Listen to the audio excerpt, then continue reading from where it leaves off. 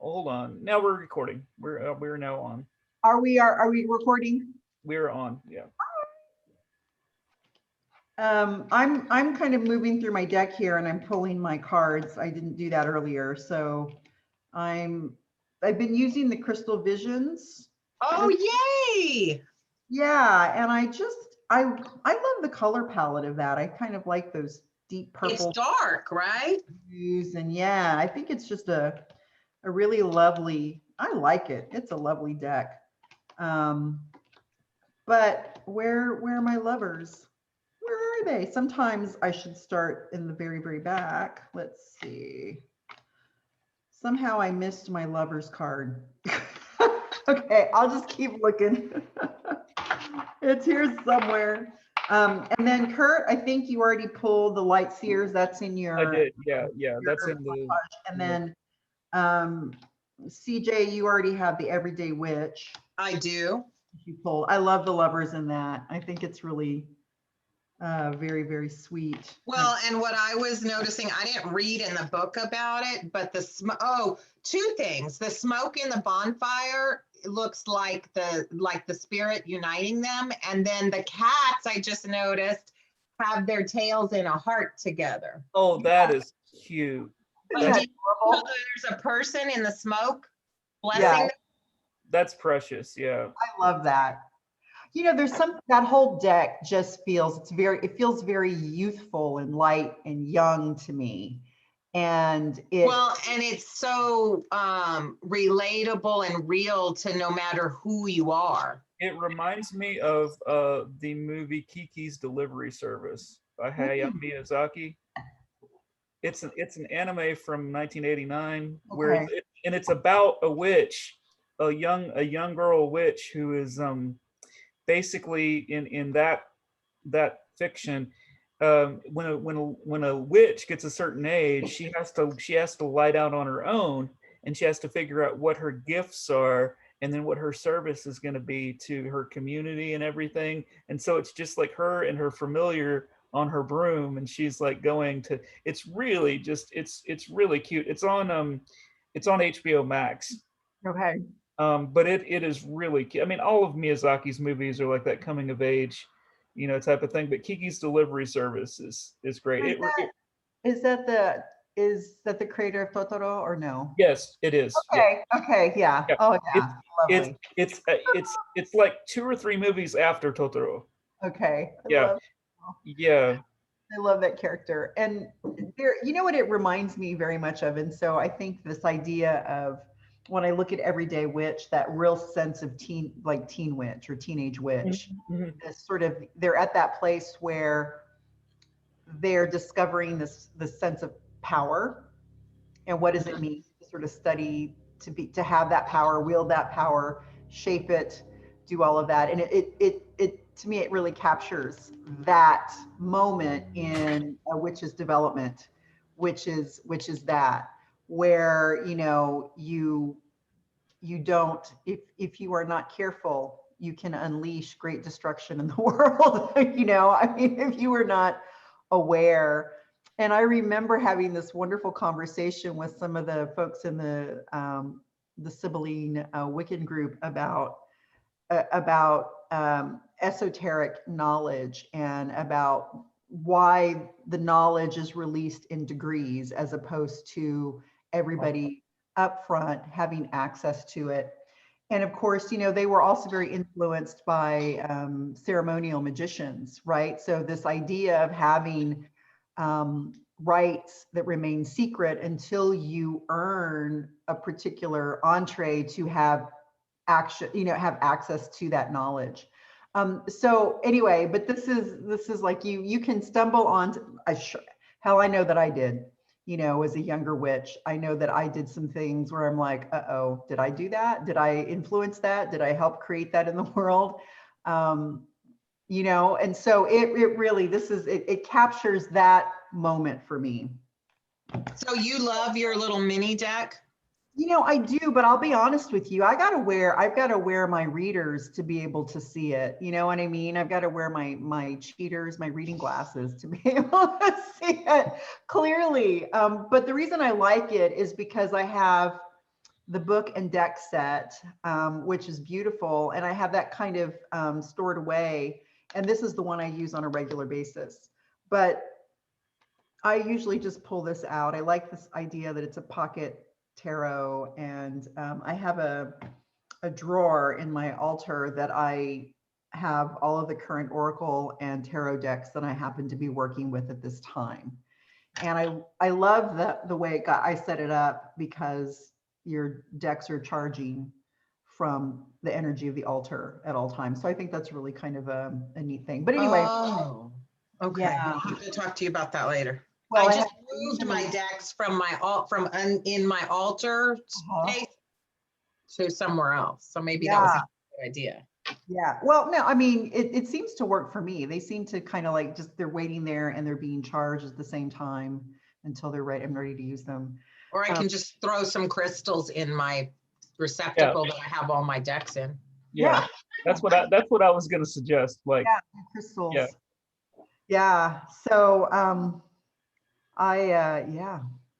So I'm all excited. The lovers, what do you guys think about the lovers card? Let me put those questions. I'll put them in the chat, the ones that we've kind of had in the background before. it's interesting because it's been coming up a lot. It's been coming up a lot in readings, and I never know, like, when the card that we're about to study comes up, if the card is referring to, the actual, lover's card implications, or if it's referring to the study that we're going to do on it. So, I know, right? When it comes up, because it's been on your mind, right? So you're sort of right.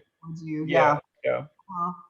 I was going to say that the lover's card for me, every time I was prepping for today, a lot of I love Teresa Reed's Tarot Bites podcast.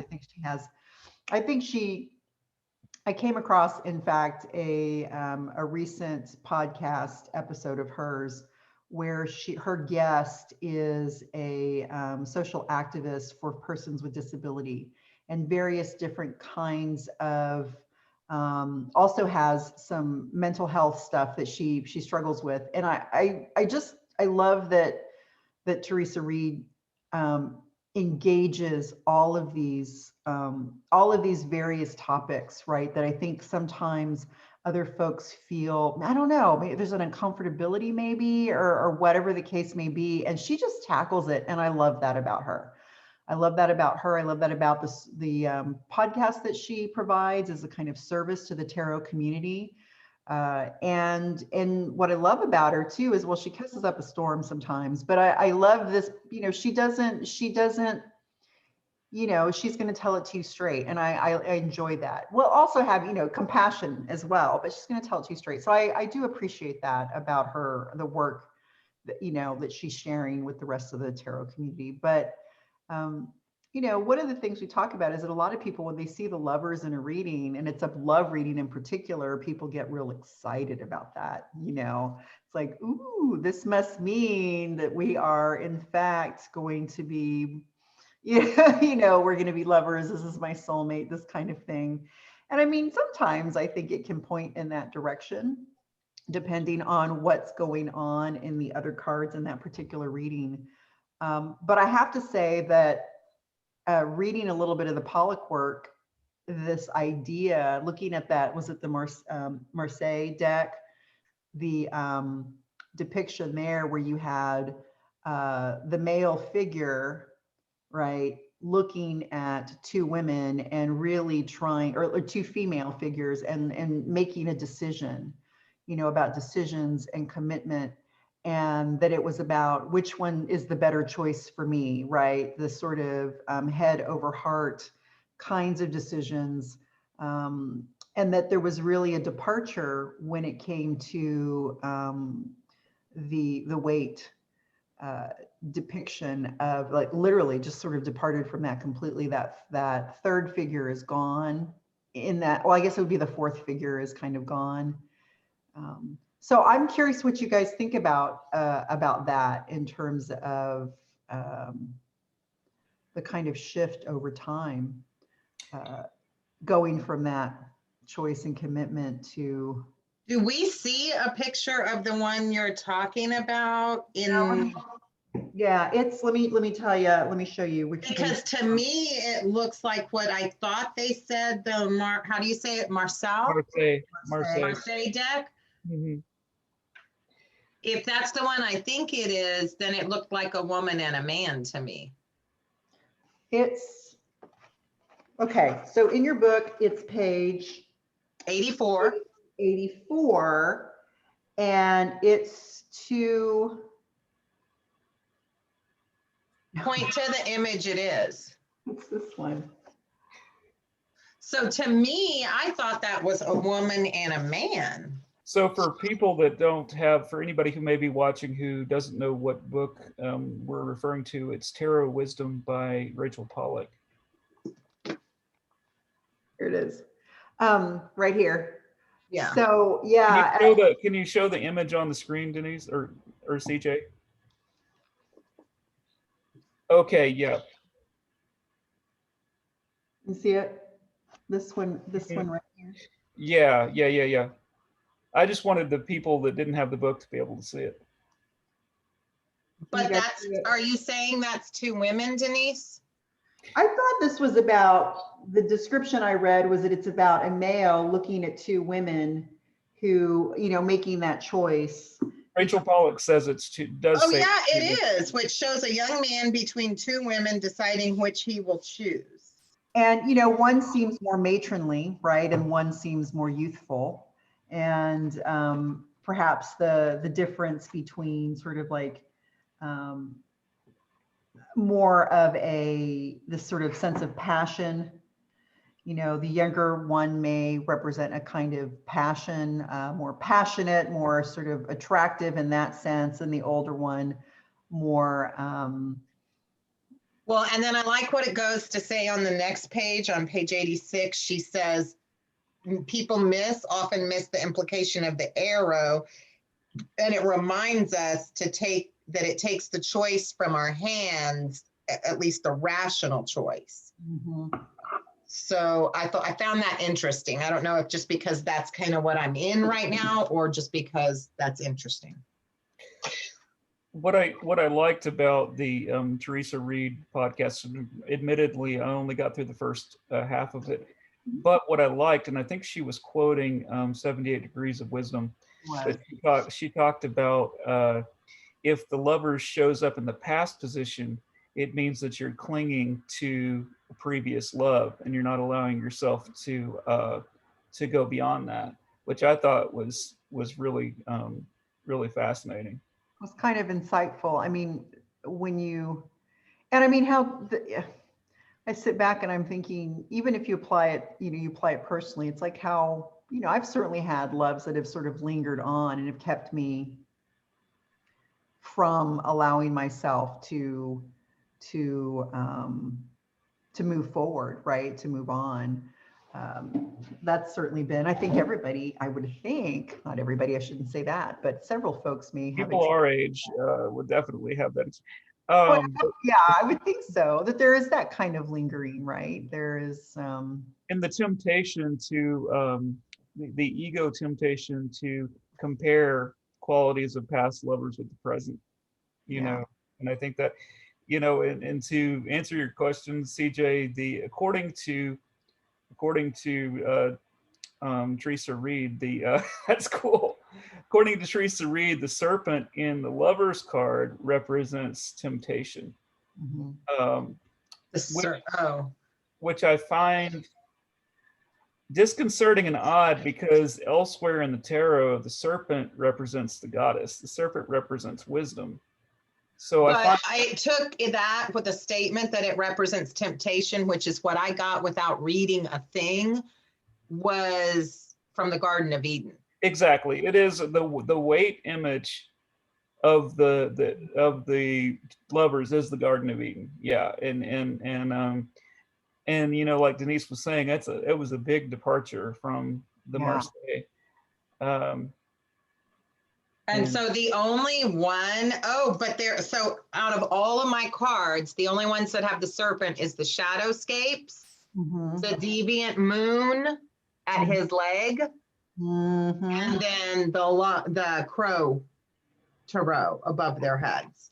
Well, And you're going to get to this one, but the snake is down here. and I think, like, particularly in the crow tarot, I don't think that serpent represents temptation. I think that serpent represents the fecundity of life. I mean, that serpent is not the serpent on the Deviant serpent moon. along, No. yeah, it's not the serpent along the tree of knowledge either. It's not the hey come over here and eat the it's No, not it's that. almost, and did you say the serpent represents the goddess in the rest? In most of the tarot, yes. So Yes. then this is the figure uniting them, blessing them as if it's a marriage without having to be an actual legal ritualistic marriage. Yes, and instead of the angel, it's the serpent. Mhm. Which But is in pretty this awesome. one, it almost looks like she has done a little spell on him. Oh yeah, oh Mhm. yeah. The serpent's biting. Yeah, yeah. Mhm. Mm-hmm. And the one in Shadowscapes has an apple Yeah. transposed on it. I mean, think the trick is always going to be when you're reading, because I think that when that card pops up is to determine when it's going to mean this kind of fecundity and the goddess, and when it's going to mean something like temptation. And can't those two things be sort of intertwined, right? Could there not be that sort of Aphrodite that's telescoped into that understanding of the goddess? And I was going to say another understanding of the snake is also this sense of rebirth, right? Because as the snake sheds its skin, right, and continues to grow, that there's this sense of rebirth as well. And so, and that's also a goddess theme, right? There's this way in which I think when you're in a reading, having to make that what feels right given the context of the cards is that you have that kind of breadth to choose from to be able to sort of read that and understand it. And I mean, I think too, as a reader, you can also go in and say, no, I'm going to see that as temptation, or no, I'm going to see that as the goddess and all that she represents, all that's indicative of that for her. Yeah, because I think it comes alive most when you're looking at a card in context, when it's up against other cards and the question that's being asked, right? Because it's sort of like, well, is it always that? Right. Yeah. Well, it's like, like in the Celtic cross spread, for example, if you're looking at the future position and the outcome position, the future position kind of very much gives character to the outcome, So, if you have the lovers next to Three of Swords, for example, right? I mean, That's going to be a tough road, right? It's going to be it's going to be extreme. Yeah. Yeah. All right, so I am. So I think that I love, and I don't have them here, but I guess I can open the book. I also love the way that the devil Oh yeah. Yeah. and the lovers have this connection, or they've made the connection, right? That would be fascinating explanation in the book. Yeah. Yeah. So I think that is also a really interesting way to think about it, and the way that if you're going to look at it as a relationship or a commentary on a relationship, and to look at that as the sort of potential how the relationship evolves or devolves, right? I mean, how it just sort of like it can break apart, or I've certainly had relationships that started out as this, and ended up over in a more of a devil-like tone, right? With My time. relationships usually start out the opposite way. I go the opposite way. Yes. What? I've had a relationship like that as well. You know, but you know, I think that that sort of that real interesting tension between those two. I don't know. You know, if you go and you look at on YouTube and you just search tarot, you're going to find lots of pick a card readers, right? Right.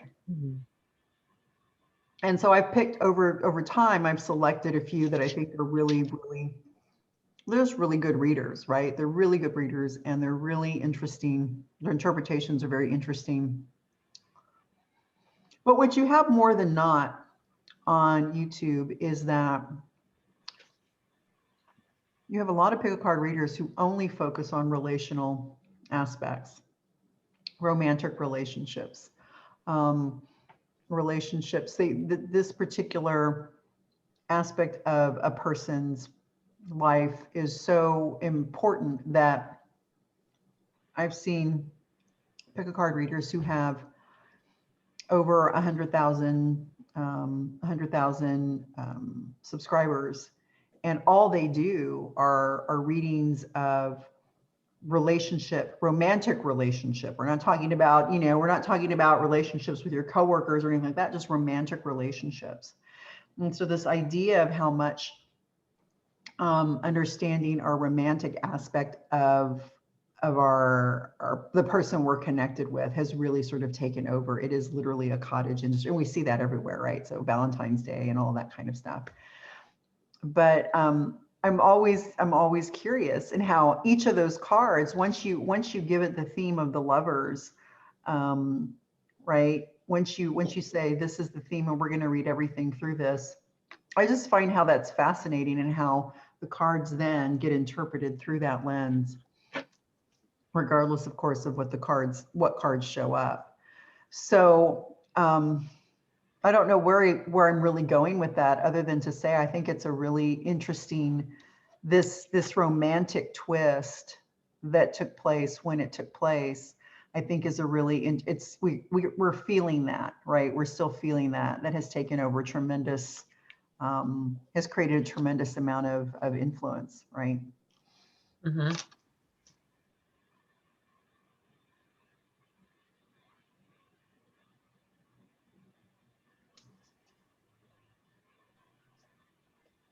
So I guess what I'm interested in now is we can turn to maybe some of these questions. The Lover's Reading by Rachel Pollack. And the first one here was, how have I experienced love in my life? That's her first question in her spread.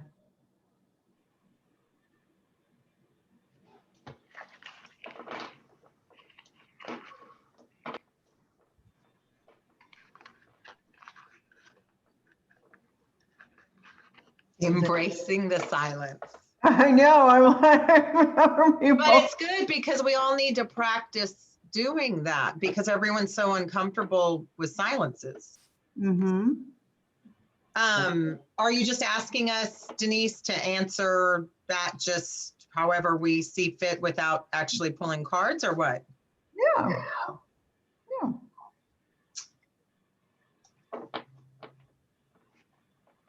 How, I mean, that's what we've been using. How have I experienced love in my life? That's just, I think, a general kind of, I mean, that's part of her, right? This was part of her reading at the end of the chapter, right? Mm-hmm. So my question here is, you can either use that as sort of a discussion question, or you can use it as you can certainly pull tarot, but I don't know. We haven't pulled tarot necessarily in the times that we've met before, so we can use it as discussion question. Kurt, do you want to go? Honestly, the deepest love that I've felt is probably a safety. You know, safety to be unhindered, to be myself, to reciprocate with love. Mhm. Yeah. Excuse me. So feeling that sense of safety, Yeah. you know, That's the huge important part of love, I think. um, well, I think, I mean, I think um, relational intimacy, right, is ultimately how you develop that sense of safety. And I have a really good friend who is he's a Presbyterian minister now. And when I met him in graduate school, one of the things that we hit it off right away, and we both read tarot, which was really kind of cool. So we would read cards for each other. And one of the things that he shared, that when he was looking for more than anything, was love and intimacy, right? He was looking for love and he was looking for intimacy.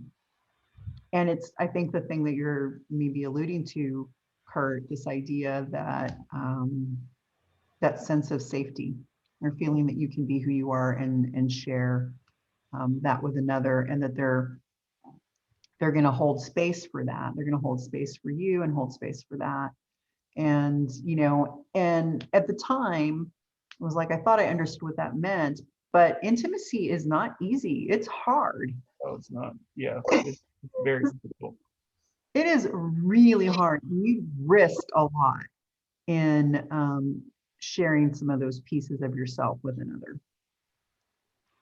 And it is about choice. And so one of the things that I think is that also the Lovers sort of brings up for me is this idea of, I don't know if you've read M. Scott Peck's book, A Road Less Traveled.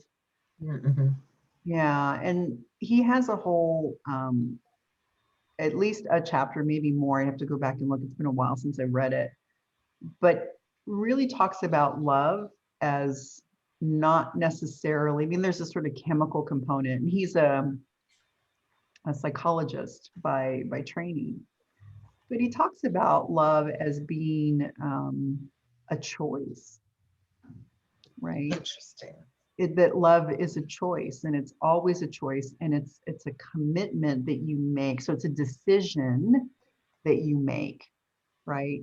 So that Marseille card for me really resonates. It resonates with what he, at least his argument, that one is making a choice to love and commits to that over and over and over and over and over again, right? So this idea of falling out of love is really about a commitment to no longer love, right? It's such an interesting concept. And when I first read it, it just sort of blew my mind, because I thought, this is a very fascinating, um, perspective. And it's the kind of thing that, as I've moved in and out of all kinds of relationships, not just romantic relationships, is the degree to which one is making a choice to stay committed in that particular relationship, regardless of what it is. And so if somebody were to take on, for example, a non-romantic relationship example, if somebody were to say, hey, I'm taking on this, I'm going to take on this role or take on this job, and you find out later that the job is just horrible and you hate it, but you have to be in it for 3 years, right? Do you just leave it and leave everybody high and dry, or do you make this kind of commitment? And so, I've been kind of on these, I've been kind of puzzling this out for the last couple of days. And I'm like, there is a degree to which making a commitment like that is an act of love. It's an act of service. It's certainly, that commitment is that, it's that choice to do that. And so in that sense, I am really very I think I'm leaning more and more with those earlier understandings in some ways. They feel a little bit more like, it feels more like agency to some degree than I kind of, maybe I'm just leaning because I like that, right? This idea of being able to make that choice. I don't know. That's kind of where I'm at. And do you think that we can take that interpretation, if it resonates with us, into cards that do not have that same image? I think, I mean, I do. I mean, because I think the tarot is not just representational. I think it's constitutive, and we make those kinds of meanings. I mean, not just out of anything, right? But we can probably let it influence how we understand and interpret it in that particular moment, right?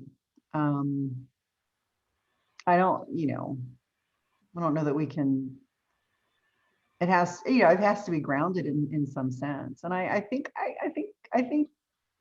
that works there, because maybe it's probably has more to do with kind of your ethic about how it is you're going to choose to read cards before you even start reading them, right? There are some folks who read cards, and the cards, they're not really reading the cards. They're just kind of getting an intuitive sense, if that makes any sense. Like, I've known readers like that, where the cards are really more distraction for them. I had a reader tell me once that the reason she used the cards was so that way she wouldn't freak out her clients, because she would get such a strong intuitive understanding or knowing that. And I was like, it doesn't freak me out, but yeah, okay, if some people have gotten sort of, a little rattled by it, okay, that's fine, to help them through that, I guess. So yeah, so you're gonna have to make that decision, I think, before you start.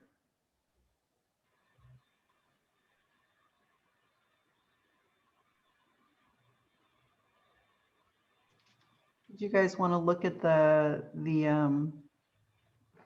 gallery? Let's see. Take a look at the gallery. Get up here.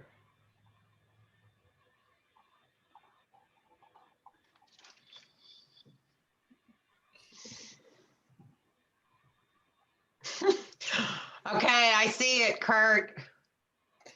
So we have, this is very definitely the Garden of Eden. So this is from the Llewellyn Classic, which is supposed to be a more dynamic take on the Rider-Waite imagery. And we have the serpent here. Obviously we have the neck. And actually in the, just thinking about what you just said, Denise, about choice, right? This image of the Garden of Eden is taking place right after the choice has been made, right? So the choice has been made to partake of the tree, and then so in essence, the humanity chose themselves over, relationship with the divine, or at least that particular dynamic of the relationship with the divine in that context. It's interesting, though, that even though this is the Garden of Eden, they're in a circle of stones. I just noticed that. Yeah. So that's kind of interesting. Like a boundary. Yeah, and the angel is supposed to be Raphael, associated with healing, but to me looks like Michael. But but he doesn't have a sword, so I guess it's not Michael. Michael's got a sword. So this is supposed to be Raphael. So it's supposed to be the healing aspect of love. Yeah. Right. Here we have a very pagan interpretation by Robin Wood. There's no angel per se here, but we have the sun and the moon, the balance of the masculine and feminine.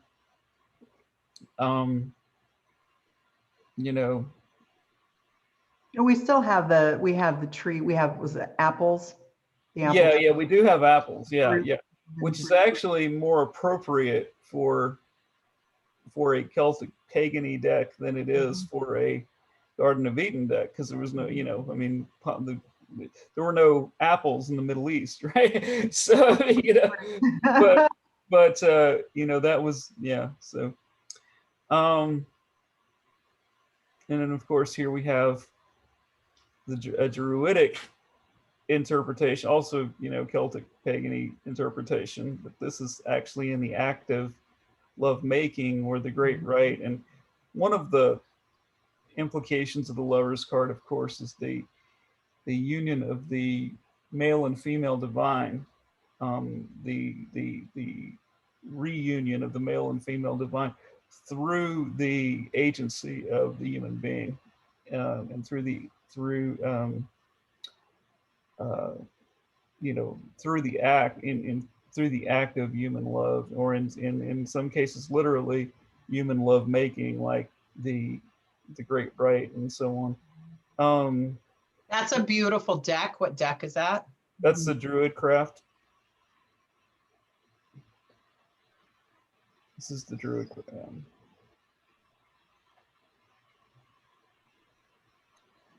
And so here we have Isis and Osiris. This is Journey into Egypt deck. And so apparently this is what's happened here in this image, is that Osiris has opened the sarcophagus containing the body of Osiris, and she opens up and he's actually dead here, but she kisses him, and it brings color back into his face. Okay. And so that's again the life-giving aspect of, and so there's debate as to whether her kiss here is what conceives Horus, or if he's actually conceived later, or, you know, but it's definitely sort of the life-giving aspect. And here we start getting into the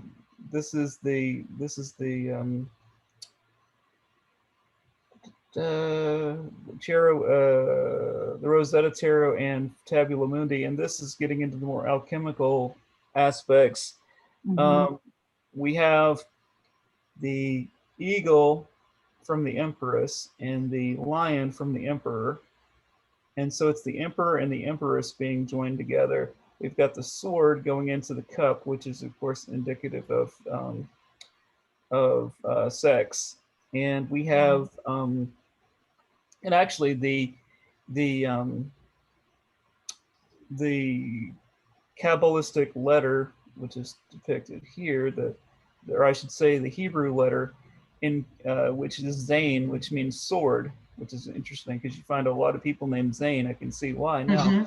They mean sword, but the path on the tree of life is between Bina, which is understanding, the dark womb, and Tippereth, which is the heart, which is the heart of the tree, which is beauty. And so it's the path from understanding to beauty. And the idea is that you have to, in order to reach beauty, you have to be, the ego has to be slain. So it's the slaying of the ego with the sword through love that makes that possible. And so we have here in this mirror, we have Perseus and Andromeda. If you've seen Clash of the Titans, back in the day, the original one with Harry, the good one with Harry Hamlin, you know, he comes and he's on Pegasus, and she's on the rock and Kraken and so forth. But that's so love. The idea is that love is liberating. Yeah. And then here, can't remember what this image is, but I can't remember. I studied this too. Well, somebody's holding out an apple. Yeah. So this is to her, to the female, and so I don't know if that's a female or the male. So this may be, okay, yes, I do know. Thank you. What it is it's Paris, and the gifting the apple to Aphrodite. Okay. Yeah, that's what that Paris? is. Paris, as in Paris of Troy. this is the precursor to the Trojan War. It gets into that choice element that, you know, all actions have repercussions, Repercussions. you know. Um, Well, they're both, those are, though, they're both mirrors, yeah, right? Sort of reflections. reflection of the psyche. Yeah. So yeah. And then here, this position is, in which we see in both cards, is called the tantric kiss. So it's again, it's like a magical, and then we have the arrow here that's coming. And that's reminiscent of Cupid's arrow in the original decks. Right. And Mhm. this, You've got the serpent. Mhm. this is, yeah, the serpent. This is the winged serpent too, actually. And this is this is an Orphic egg. So it's the idea Orphic that, egg. so it's the idea that, you know, from love comes life, right?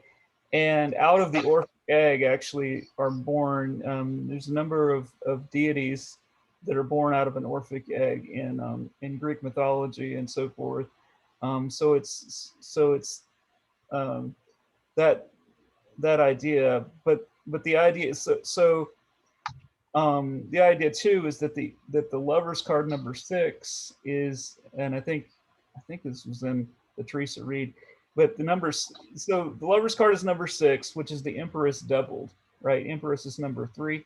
So the idea is that the Empress just creates life, just unfettered life, and the lovers seeks to give that form, seeks to give that purpose, just like the Emperor does. But this is the joining of the masculine and feminine to give purpose or give shape to that life created by the Empress.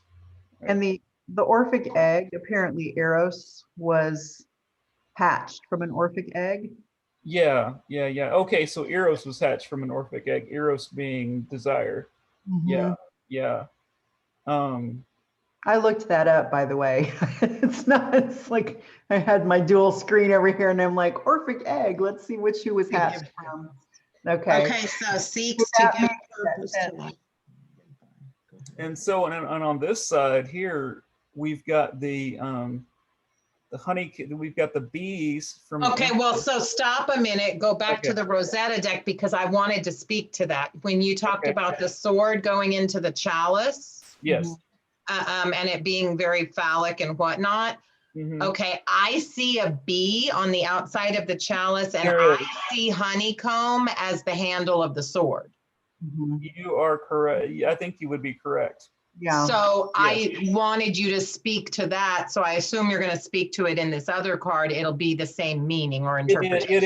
It is, and you know, it helps that they're the same. They're the same tarot designer too, because it's kind of has the same. So yes, so speak to that. And then, you know, the color scheme is also the same, and the color schemes are very deliberate in these cards. These are the Golden Dawn color schemes for the card. But anyway, so the bee comes from the Empress. So if we remember from the Empress card, she had the bees, and the honeycomb is the Emperor. In other words, it's the life being given structure, right? So it's in that structure of the Emperor, you know, that structuring. And so you have the uniting of that feminine and masculine, those feminine and masculine archetypes to have this this balance, right? And the lovers, of course, symbolizes Gemini, which we see here. Gemini, ironically, because if you know Geminis, they are not typically balanced people. That's not what they're known for.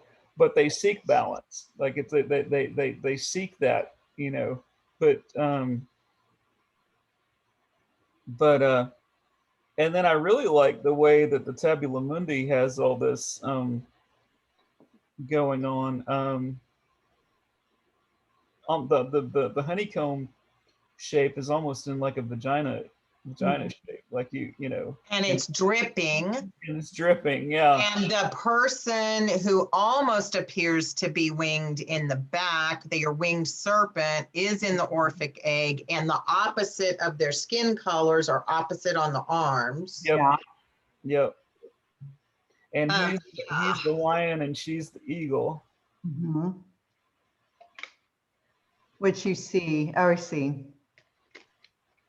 Yeah. So the drippy honeycomb bee is just, we've already discussed that. That's about the emperor giving And- structure to the life that the empress creates. Yes. Yeah. Well, And then in this union, if I have the Tabula Mundi deck and I'm reading, I mean, that is just, it's the most amazing, drippy fucking, experience. Well, yeah. well, it's I'm interesting so too. I'm thinking about her facial expression. Like Uh-huh. they're not. I mean, yeah, they're in the midst of this love. You know, clearly sexual, but there's a solid. There's a peace. You know, to what they're doing here in this. There's a sacredness, right? There's an acknowledgement of the sacred moment, right? In the sacred union or the sacred moment between these two figures, just by looking at the facial expression on the It's a very serious moment, yeah. right? Exactly, right? It's a serious moment. They're And this not lost in it. and this too is very tantric in the sense that the Focused. figure in the figure is growing out of the union, right? So the union takes on a life of its own, which again, you know, is getting back to this um giving the implication of choice. You know, after you make the choice takes on a life of its own. You know, like Serious moment, they're focused. Choice. and in some readers, just in my cursory, you know, reading up on this, they take the lovers to mean more like quote unquote soulmates versus the two of cups, which is more like a puppy love kind of the two of cups also is interpreted as love, but the lovers is like far more intense. um Yeah, I think the Two of Cups almost has that sense of, it can have a kind of platonic tone to it. The Two of Cups. Mhm. Also too, here on the side we have the sword and the stone, Mhm. and of course, you know, we know from like E.A. White and whatever the you know, the pulling of the sword from the stone and all this with King Arthur, the idea that only a true king can do. But originally, um, before the Arthurian stories, the idea of pulling a sword from the stone and taking on kingship, Mhm. that was a choice. You know, it wasn't about, you know, you were preordained, you know, by birth. Only the person that was ordained by birth could do it. It was the person who chose to take that on. Like your example, Denise, that you alluded to about, you know, am I going to commit to this job? You know, am I going to commit to this path? You know, and so so it's a different version of this, and it's less about the sexual union in this one as it is in this one, because you have sexual union all over this card. But over here, you've got that sword and the stone, meaning that, you know, it could be, you know, if you make this choice, you got to take what comes with it, you Yeah. know. And it does emphasize free will. It emphasizes free will over, you know, and it also emphasizes to the human interaction with the divine.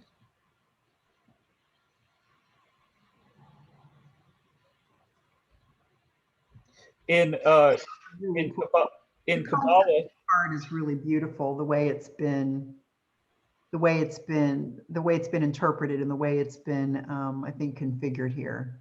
yeah, like in Like a real Kabbalah, sign.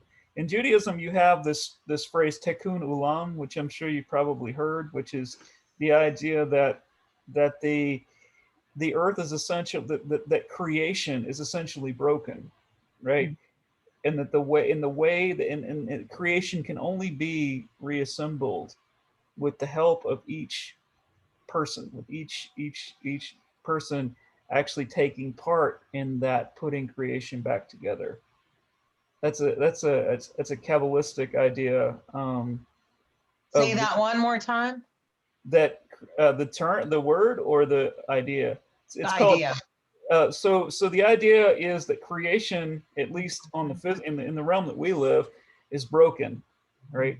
And the idea is that each person is supposed to assist the divine in putting that creation back together and piecing that creation back together. Sounds like COVID-19 and 21 to me. It could, yeah, I mean, very much. And the thing is, we're coming out of, we just came out of the age of Pisces and moving into the age of Aquarius. And Aquarius has some pretty amazing aspects. It's also got some really dark. I mean, it can go either way. Aquarians, as I like to describe us, we have the absolute best qualities of humanity within us. We also have the absolute worst. In the same human being at the same time. And so it's a matter of in terms of the age of Aquarius for our whatever our development or whatever, this time could be seen as, okay, we have to gear up, we have to figure out what direction we're going to take and how we're going to bring this about.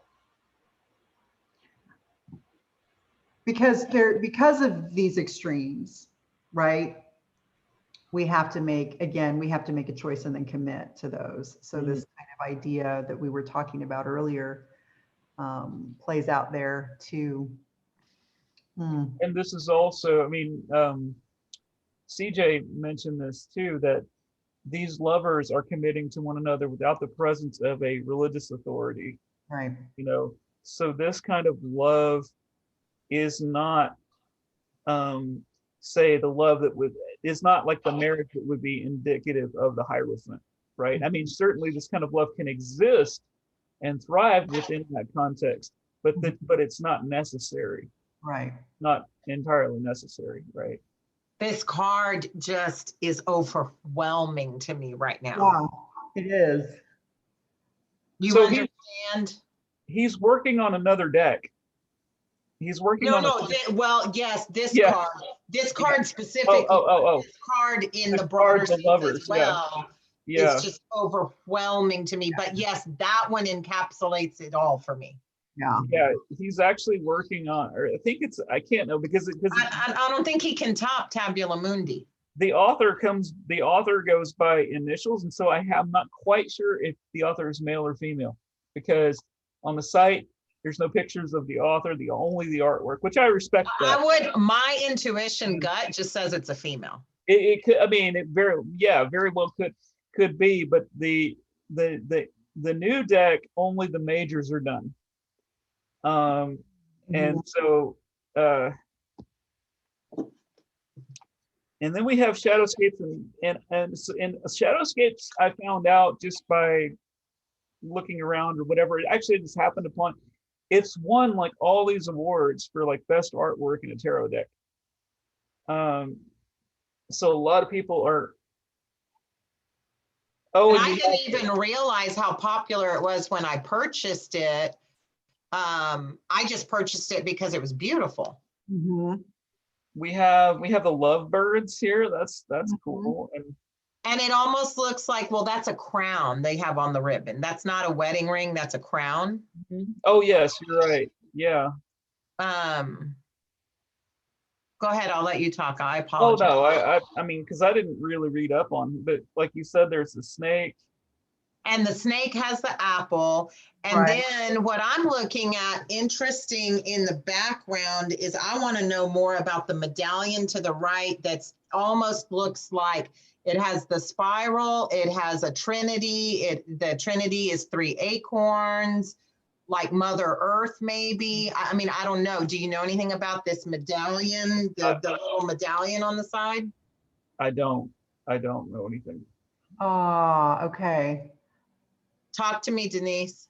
Well, there's this, I mean, the acorn, right? This sort of, we've seen the Right. acorn in other areas, have we not?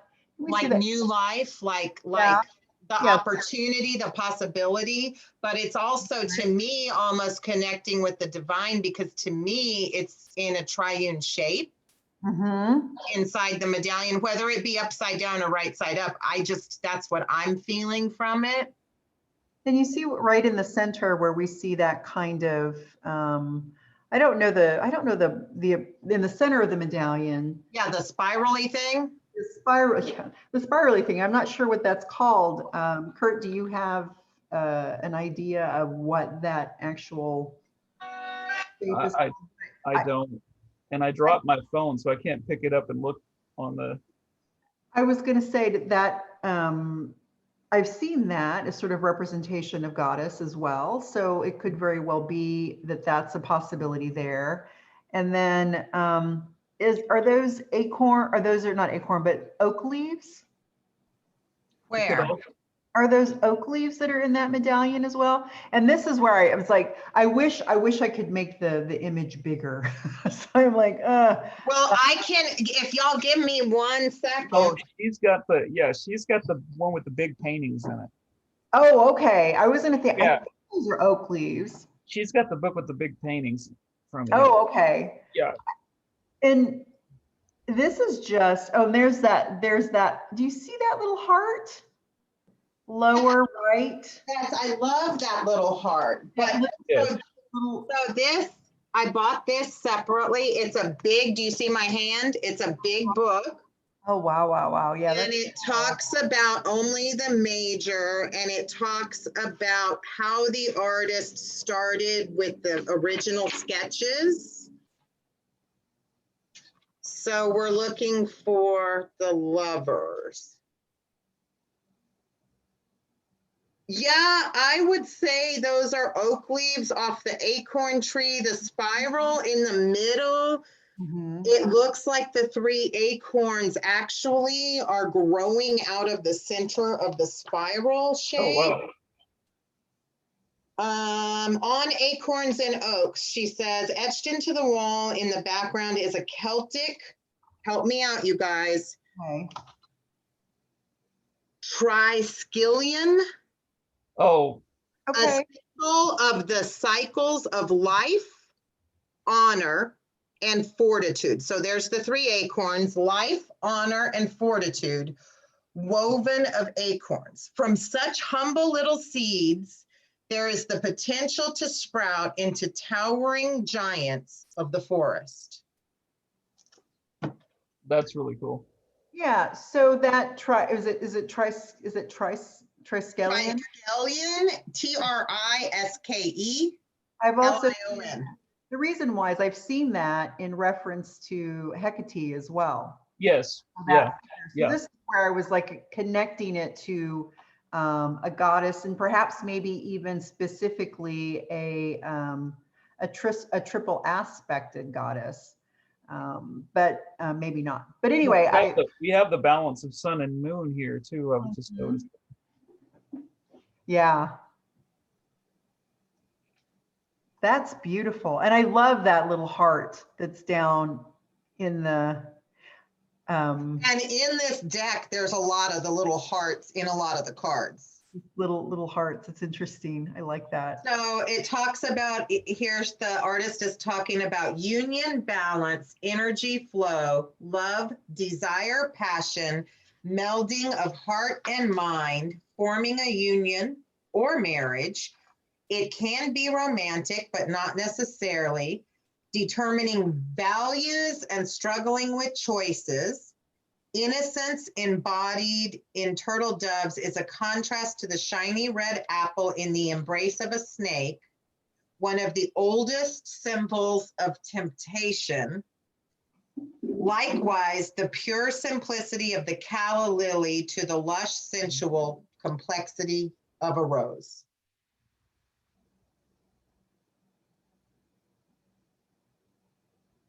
So this idea that we have all of these various kinds of approaches to the very simple, to the very complex, and everything in between. Did you say triple goddess earlier, Denise, when we were talking about the acorns? I did. Okay. I went ahead and just looked up really quickly, just the Triskelion, and I found a Wikipedia page. So if you're interested in seeing, there's some really cool other sort of versions of the Triskelion, which is really, it's just really interesting. But anyway, yeah, so if you want to look that up or keep that, I just did a quick Google search on that. Sun something.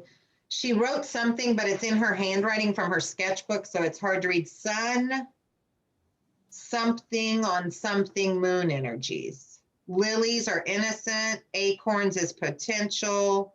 Heart, she put a question mark by. The two mourning doves in flight, she wrote that as soul in her notes in her sketchbook. Apples, she put a question mark by. Huh. And there's an emblem in here for the sun and moon energy, but I'm not seeing the same sun and moon in the card. So the sun and moon in here actually has the crescent moon right there that I'm not seeing in the image in the card.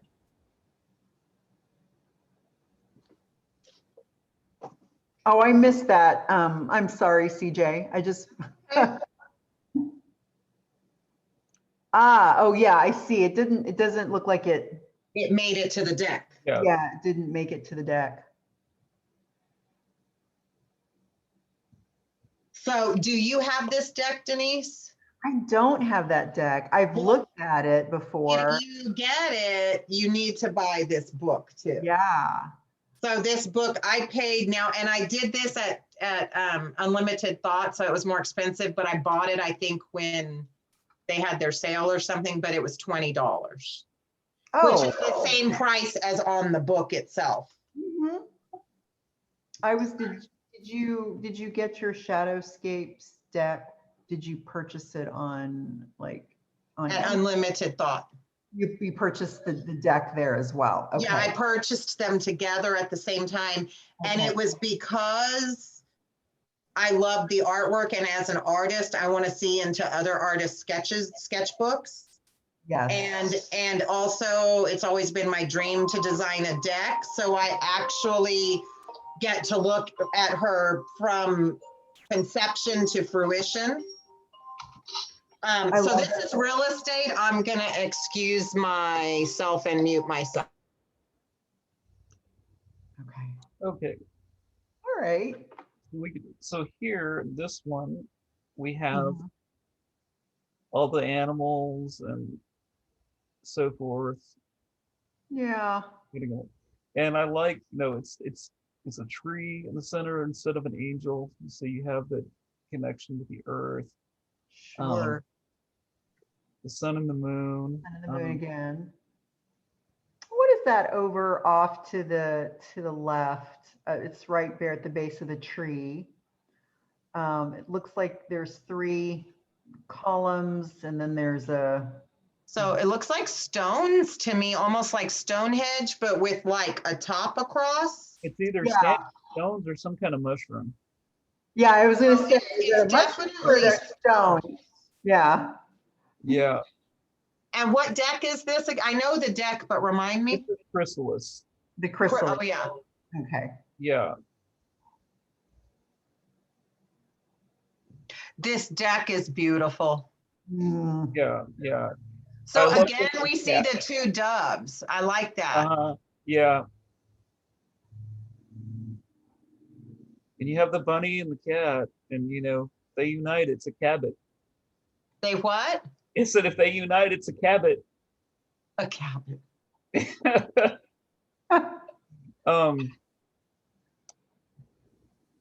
And then if this is Rachel Pollack, and she's doing a whole play on Rider-Waite with she's actually having the human make love to the angel. Mhm. and she points out that this is the river of the Empress, that we're seeing the continual flow of those waters of the Empress. Right.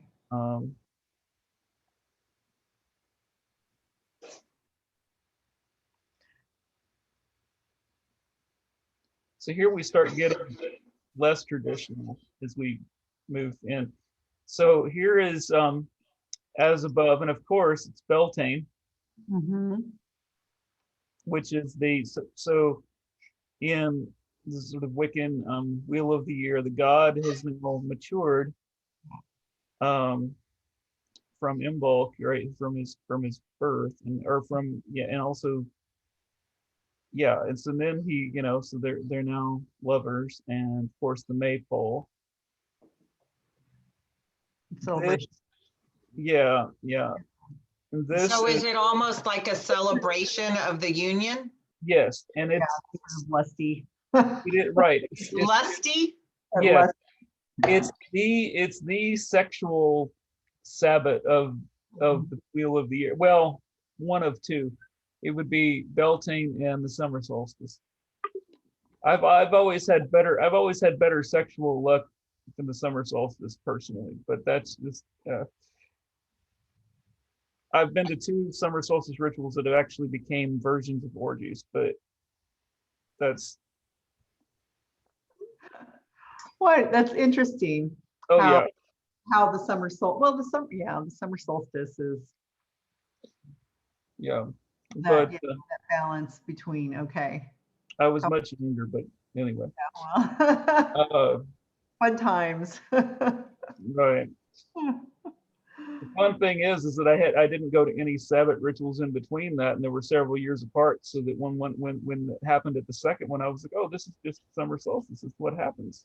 This is what happens. This is what happens at the summer solstice ritual. Okay, Is it really what happens? It can, and if you do rituals a certain way and you invoke certain energies, and you happen to be out in the middle of a field, and, I mean, with with alcohol and whatever, I mean, it's entirely possible. Yeah. What is that? Shoot, I have never been. This is very important emblem here. This is the Shiva Shakti yantra. Is that part of the flower of life? No, it's not part of the tree of life. This is it's a symbol for Lord Shiva and his consort Parvati, and it's all of the downward facing triangles Mhm. are female energy, and all of the upward facing triangles are male energy. Okay. So it's the union, and it's an incredibly powerful yantra. It's called a yantra, and it's one of the most powerful yantras, but it represents that balance of masculine and feminine, and it makes And what's it called? the Shiva Shakti yantra. Shiva Shakti. Oh, Yeah. don't we? Sometimes I think we sing that. Well, Shakti is raw female energy.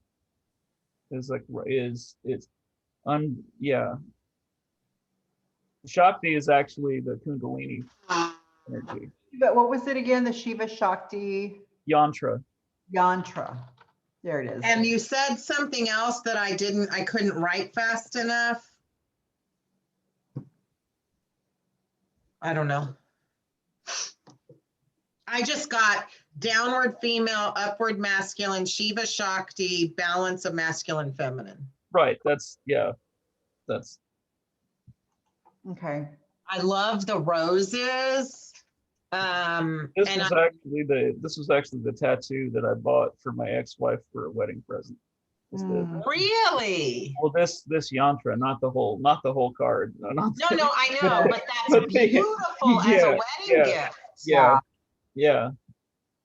So talk about the 2 people. I think it's just masculine and feminine faces of the divine. Mm-hmm. Okay, and so in the what you would call hair area, Yeah. those are like infinite stars Or of yeah, light, infinite Galaxy. time, yeah, galaxy, space, whatnot. yeah, right. The And cos. then you've got the actual human two people in the winged heart. Mhm. Yeah, yeah, And so they're connecting with the divine within, without, both, right, or, right. and then it's so beautiful that look at the lush roses at the bottom. Those roses are the most beautiful roses I've ever seen. They really are lush, aren't they? And your card, I don't know, must have gotten cut off because I have more roses on my card than you have on yours, like it's cut off on the side. Oh, it might be. I don't know. Yeah. Because even in the wings are whole and they've got these like radiating blue. Oh, hold these up. Oh, they probably did get cut off. Yeah, yeah. Okay. Yeah, okay. I see. Yeah. I see that. Okay. And Yeah. God, this is a beautiful card. Mhm. And so look how they're looking at each other, the two divine Mhm. the aspects of themselves. That's that, Denise, you were saying that very focused, that tantric, Kurt, that Mhm. it's a serious sacred Yeah, moment. yeah. Right. They're not lost in a kind of, their connection is not sort of lost in sort of the passion of that In connection. the lust, no, there's a passion, but it's a whole different level. Right. And so if you look at the two faces or two figures within the winged heart, they almost look as if they're a little lost in that connection. But But- I think you could have both at the same time in that moment. Yeah. Mhm. Yeah. Oh, absolutely. And maybe that's what this is. It's like the two kind of faces of that, or the two sides of that same act. Yes, so now this card is almost, because this one and Tabula Mundi, Kurt, together. This deck is really good to read with. I used to read with it a lot. That's pretty lovely. Yeah, the Osho. Yeah, The Osho. yeah. Oh yeah, do you not have this one, Denise? I don't have the Osho, and you know what? This is dumb. The reason why I don't have it is I still can't get over Osho. Well, he didn't create the deck. He was deceased long before the deck came out. Okay. Like Oh, excuse me. I think he died in 1990 or something like that. And the deck came out That in came out afterwards. I 96, know it's 98. silly. It's sort of this silly, weird block, but I watched I know. Oh yeah. Well, actually, see, I didn't. And when I got the deck, I had no idea who Osho was. Uh-huh. And then our friend Johan was like, you know who Osho is, right? I was like, no, I have no idea. This is old, decades before that documentary came out. He's like, yeah, he had this ashram in Oregon, and there was all this like crazy sex stuff going on. See, I don't know anything about that, and I haven't seen the documentary. Oh, It's- the documentary's fabulous. The documentary is great. I mean, I like it's I a watched it like 4 times, the whole thing. I didn't watch it 4 times, but I'll tell you what, I watched it 1 time and I was like, it was so well done. And it was like award winning or nominated or something like that, several different awards. It's really good. I'm fascinated with cults of all kinds. Yeah. So and I have a friend that's basically been involved in like almost every cult group in the since the 1960s. Like, Elizabeth Clare Prophet. Like, I mean, you can go down the list. She was in a bookstore one time and picked up this book, and it was like a deprogrammer book, and like almost every group in the book, she's like, oh, I was a member of this. I was a member of this.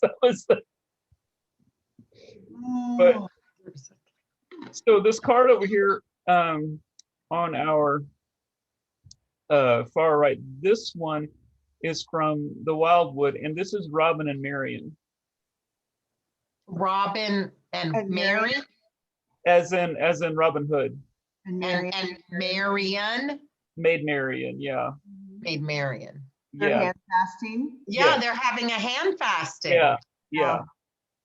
And so what's the green, looks like a ribbon around the tree? Yeah, I guess that's Is just that a their, maypole reference? I think it's a maypole reference, actually. A maple tree reference? Maypole. Oh, maypole. I'm having a hard time hearing right now. Yeah, maypole. I'm probably too far away from the microphone. No, my ears are messed up. Well, and then we also have the calla lilies. The that are- same calla lilies, so that's the innocence, the purity of the union. Yeah.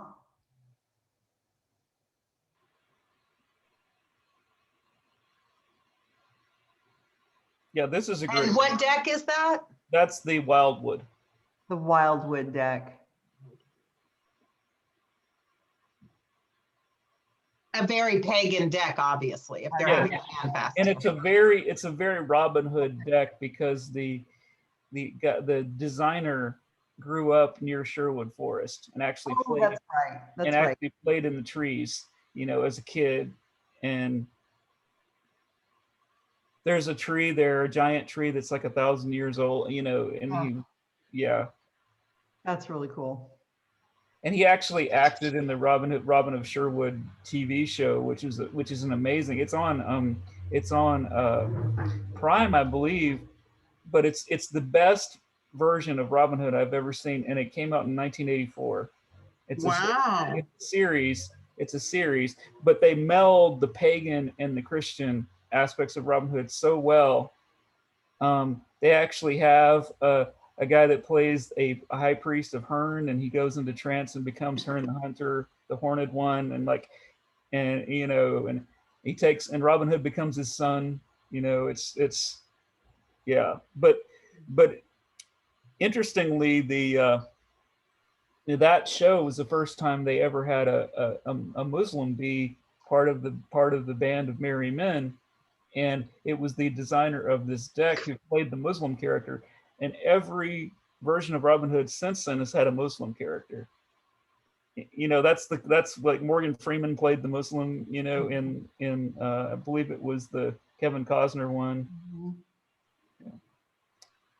Anyway.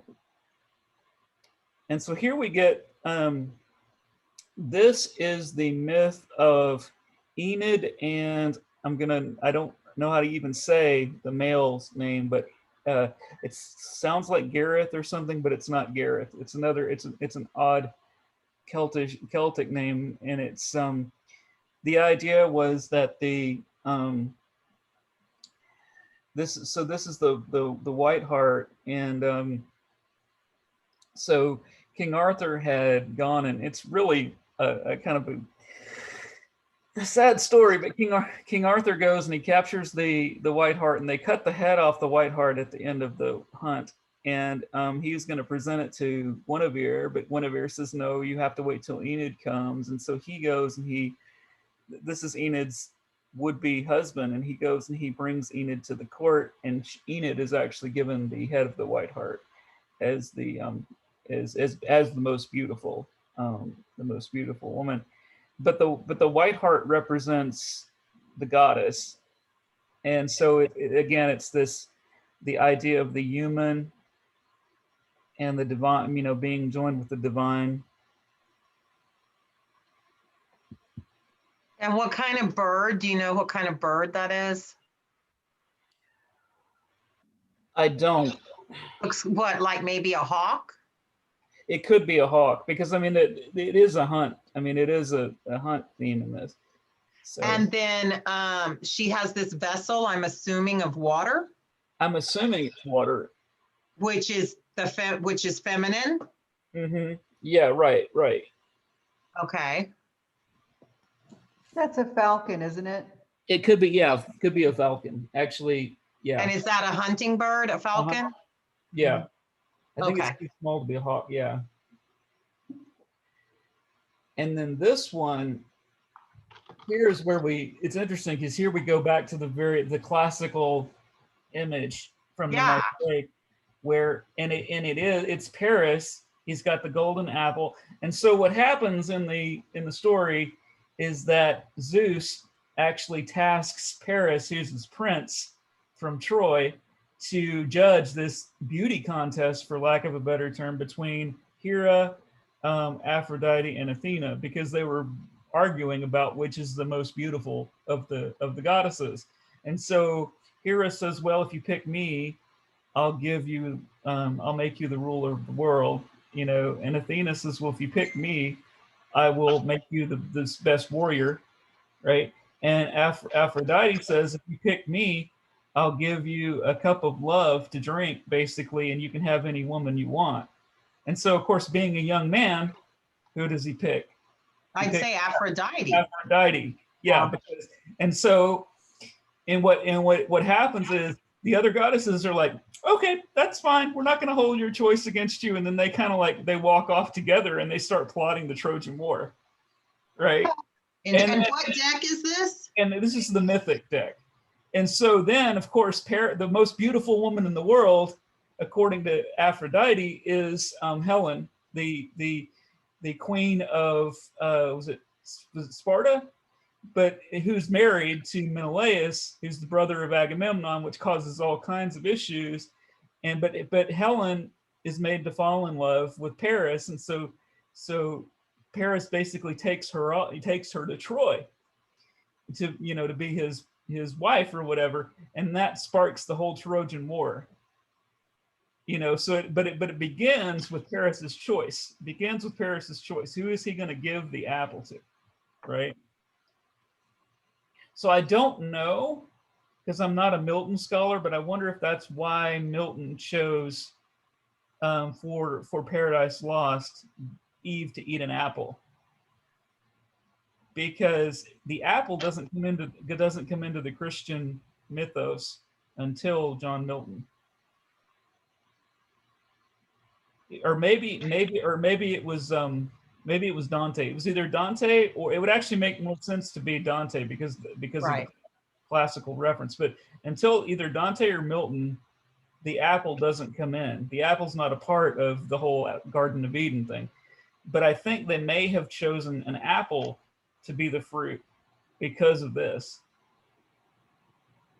You mean chosen the apple to be the fruit in the Garden of Eden? Correct, because the fruit is not named like in the biblical. In fact, Hebrew scholar, like in mysticism and in Hebrew story, Hebrew midrash and everything, it's pomegranate. It's pomegranates, right? Yeah. So when you're done with this card, I want you to go back to the white heart. okay.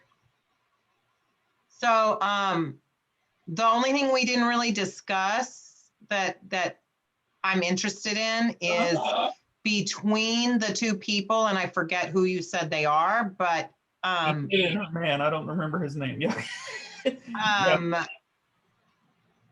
So I would expect to see, if I were creating the deck and I didn't know the symbols and story, I would expect to see all the grass on the ground there, but there's like either a pathway or a divide between them. You're right. Yes. Go ahead. Do we know anything about that? Well, in the story, it talks about it basically it starts out as infatuation, right? I mean, he's like a would-be hero, right? A would-be knight or whatever. And he's going to, basically essentially like Paris. He's only into her because she happens to be an incredibly beautiful woman, but they fall in love with each other as they journey back to the court. And so this image is taking place before that, because obviously the White Hart has her head, right? So they actually see the White Hart, when he goes and he actually goes to get her from the kingdom where she is. So at this point, I mean, that path, and I don't know, but that pathway could represent that divide that they have not at this point achieved. Fallen in love yet. That love, yeah. So that's interesting. And to be honest, you guys, here's my 2 cents on this. I like the way we do this, contemplating and percolating and speculating. And rather than, because our intuition in the moment can pick the right thing, rather than reading and memorizing what's in a book that comes with a deck. Yeah. Right. Just my 2 cents. And Well, I think studying all of these cards, and this is what we were talking about a little bit earlier about when you read it, what if it doesn't show up in a card, right? Some of these sort of symbols don't show up in a deck. Right. But I think doing this comparison like this is always going to inform whatever card, like whatever deck you happen to be using. So because we have sort of this broad conversation about all of these possibilities, even if it doesn't show up specifically, knowing that the apple was introduced at a certain point in time into the tarot as it or in the representation versus pomegranate is really useful, I think. It gives you a lot of possibilities to play with when you're working with a particular deck. Well, and like if we know that traditionally there's an angel here, we see the sunlights. I mean, that's indicative of the divine. So when you were saying that, I saw that, and then look at all the flowers I in the love field, this. and they start around the 2 humans, Yeah, but they're purple, which is the crown chakra, chakra. like your connection with the divine. And so I see that as the divine is bringing them together. You see a couple purple flowers at their feet, but it's encapsulated in the white heart. And we don't know. I mean, the implication is that they're going to go this. They're going to go this way. That they're right. They're going to go following the divine. Yeah. With the divine, in union with the divine. Right. Yeah, this deck is the people that created this deck, John and Caitlin Matthews, are some of the world's foremost authority on certainly the world's foremost authorities on Arthurian mysticism. Yeah. And so this deck is really deep. I'm just gonna tell y'all it's 9:03. Oh. I don't care, I'm just telling you. You're just okay. We have one slide after this. I didn't read up on this because to me this was self-explanatory. Yeah. The two wolves. Choice. And I like how it says trust too. Choice. Are you trusting your own self to make the right choice? Yes, and also if you're going to commit to somebody, you cannot have that commitment without trusting the person. Yeah. You can't. I mean, and I can speak to when my marriage fell apart, what fell apart was trust. Yeah. I mean, I trust. I mean, my ex-wife is a lovely, amazing human being, and I trust her far more now, and love her far more now, but in a different context than I did the last few months of our marriage. It's but that again, that's the enduring nature of love. That if you have real love for someone, that love may change, as we change and evolve and whatever, but that seed may still be there. That sword in the cup the swords may still be in the cup. It just may be radiating outwardly differently. And I think too, it speaks to the deliberate choice to absolutely, yeah. Right. And that allowing the love to sort of to shift and morph into a different kind of love or different understanding. Yeah. Yeah, and I think that's absolutely. But I think you really just sort of framed the whole conversation, Denise, when you were talking about commitment, and I think we're seeing that in all these cards, even if the commitment is foolhardy, because Paris had no clue right what was going to happen when he's like, well, I'm just going to go with it's I go with this one, right? Yeah. So cool. Now these are the least traditional. Okay. This is from the Gaia, Mhm. and this deck, it says love, which is why I included it, but to me it looks more like a temperance card. Okay, Yes. so stop right there. I pulled what I thought was the right card from Yeah, the which one Gaia, did you- and here it is. Did you pick Union? Yep. That's the one I almost, so it would have been Union. I thought about putting both of them. So I think this is the Lover's card because it's masculine, feminine. But see, in Aleister Crowley's version of the temperance card, which we're getting way ahead of ourselves here, but he calls it art.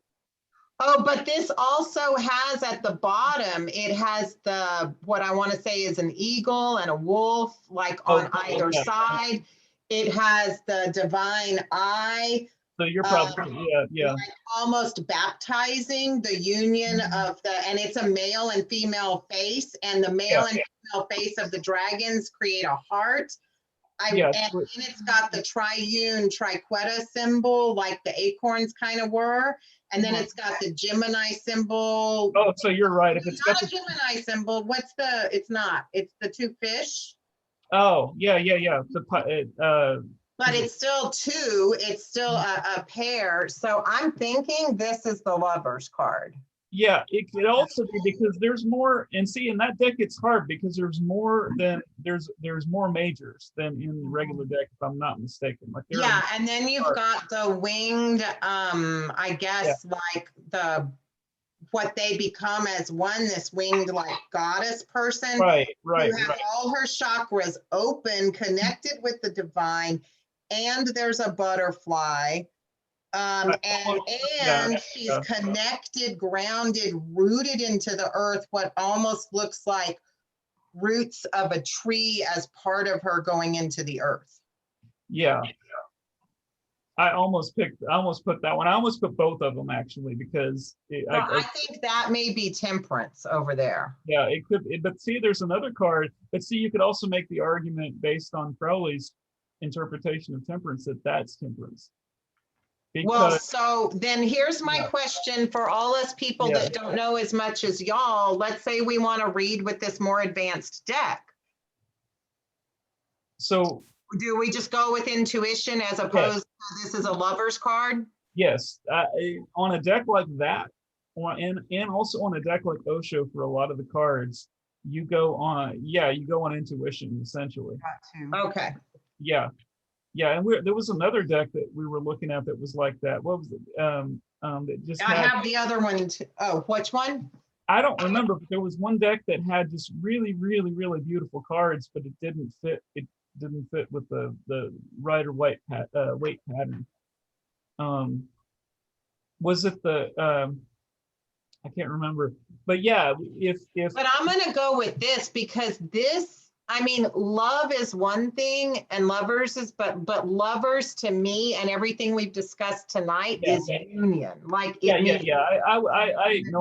with you. Okay, so I think I'm going to choose this one to be that card. I certainly agree. And also, it could also, and this, so I used to read with a deck called Semblon. That is actually still out. It's very expensive, but it's I don't have it anymore, but in course over the decades the price has gone way up on it. I mean, it's still in print, but it's expensive. But anyway, it does not follow rider weight at all, and but the images on it are so powerful that it doesn't matter. Like it's one of those decks, like something like the Gaia deck, where the images are so evocative that even somebody whom you're reading who doesn't know anything about tarot could get something out of those cards just by looking at the image. That's how, and Osho's really good about that too. And that's how I started reading with my mini deck of that. When I first started reading with it, I didn't read anything. I don't have anything memorized. I just read what I felt. Yeah, and for a deck like that, that really works well with that. Okay, so I'm looking at the book for Gaia, and the keywords to the union are wholeness, marriage, unity, connection, harmony, which is your balance, integration, alignment, the peace that we were talking about, Denise, with that act. And the love one is more about self-love, expansion, love for life, love for self, confidence. So I don't know what that would resonate with in a normal deck, but there you go. Yeah, I mean, to me, my first thought of this card was temperance, but I did put that in here because it said love, and also to illustrate that, different designers have different concepts. Yes. Sure. Like, but no, I agree. Like my intention originally was to put union here, but then I saw that there was a love card, so I was like, okay, whatever, Right. let's put love. And I really like this. Yeah. Okay, I did not know the story represented in this until I read the description. This deck, the more I really get into this deck, the more I like it. It's the Dark Goddess deck. And so this is Freya. This is Freya. She's the Norse goddess of love and healing and fire. That's for you, CJ. She's the goddess of fire. But what's depicted here is that at one point her husband and her husband Oder, I believe is his name, he disappears. Like, I mean, she can't find. So she goes and she searches for him. She searches for him, and it takes however long to find him. Turns out he's been turned into a sea monster. And this is him. And she doesn't care. She doesn't care that her beloved has been turned into a sea monster. She doesn't care what he looks like, what state he's in. She loves him. And to get to that point, like she has this she has like a magical item. I forget what it is because it's been several hours since I read the story, but she has this magical item that in order to get it, she had to have sex with like seven dwarves to like get her to give her this magic item. And Loki then attempts to steal it from her constantly, and she constantly shapeshifts and gets away from Loki and stuff. But the point is not only does she not care about her husband being transformed into a sea monster, he doesn't care that she had to sleep with all these people. Right. She doesn't care. What he cares about is the love. The love is supreme here. Yeah, yeah. And of course, cats are sacred to Freya. Yeah. We got the two cats, and she has actually a chariot that's pulled by cats. Love it. And you've got the two birds, the two doves. Yeah. But what are the things at her feet? Oh, I don't know. So like rose petals, They could pomegranate be rose seeds. petals. Yeah, they could be any of that. I mean, this is going to be Northern Europe, so I don't know what would grow in Northern Europe that would be red like that, but I would guess rose petals. it at could be, this- yeah. But I love the story of her husband being turned into a sea monster, and she just, and that to me is indicative of real love. That when you find that person that you love, whatever state they may be in, whatever they have to go on in their life, it's like, do you want to really experience this love, and deal with what comes with it, or do you want to do something else, and she's Hurt, like, you're killing me, man. and she's like, I want my husband, I Right. want that. you That know, is such a powerful message, I think. yeah. Yes. All these cards are like that, and some of them are really hard messages, but they're I mean, I guess it's why it's called the Dark Goddess, but I mean, there is already a Goddess Tarot and has been for a long time. Well, and I mean, I think that's what the Dark Goddess is Yeah, do for us, which is to say, they're always about transformation of yeah, some form, and the degree to which how you experience that transformation has everything to do with how you choose attitudinally to approach yes, that experience. And so this idea that, if you are so in love with a concept of a person and that person gets changed dramatically by some life event, that if you are so rigid in I'm in love with the youthfulness of, this person, you know what I mean? And it's that sense where it's like, that's such a beautiful message here, which it is really about having this commitment. I'm so, it is the idea, I don't know, there's like a pureness to it. Yeah. That's Yeah. just really quite lovely and beautiful. It's a wonderful message. What a wonderful life message. I mean, just that. and I didn't know this story, you know, and I've been studying, like for the past 6 weeks or so, I've been studying Norse paganism. I'm involved in this group, Radical Norse. It's the way of fire and ice, which is it's a radical Norse paganism group, meaning that they accept everybody, whether you know, whatever nationality, whatever gender, whatever. It's designed specifically to combat fascism, and I really like it because it was a way for me to explore my ancestry and my whiteness in a positive way. Yes. You know, so Well, but so because so I yeah. do a lot of sort of, white power, Oh yes, have yeah. that association with Norse And mythology. they've gotten a lot of pushback from the Nordic pagan community, a lot, Yeah, a whole good. lot. And so but and then this, you know, it again, it's not your traditional lover's card. It's more akin to strength, and in fact, the Leo symbol is on it, Mhm. not Gemini. But I just like the image, so I put it on. You know, and but it is the sixth card, and it does say love, and I mean, but this again is not a sexual. You know, it's a sexual type of love, but you do what's interesting is that you have that sense of love as safety, love is you know. I am so comfortable. I trust you so Mhm. deeply that we can sleep side by side. Yeah, yeah. I love that. We can fall asleep into this deep sleep, um, a restful, peaceful sleep. That is beautiful. That's a really beautiful card as well. There's so many. So in the book, it says love, oneness, meaning oneness. In all of life, there is only the illusion of separation. Yeah. In fact, we are all a reflection of one another. And here we go with choices. When I make choices, I tend to see things as either or. What if every choice I make is about, Denise, an experience, a sharing, and an exploring? So let's stay curious, folks. When I choose to see the unity in all things, oh, I love this card, magic abounds.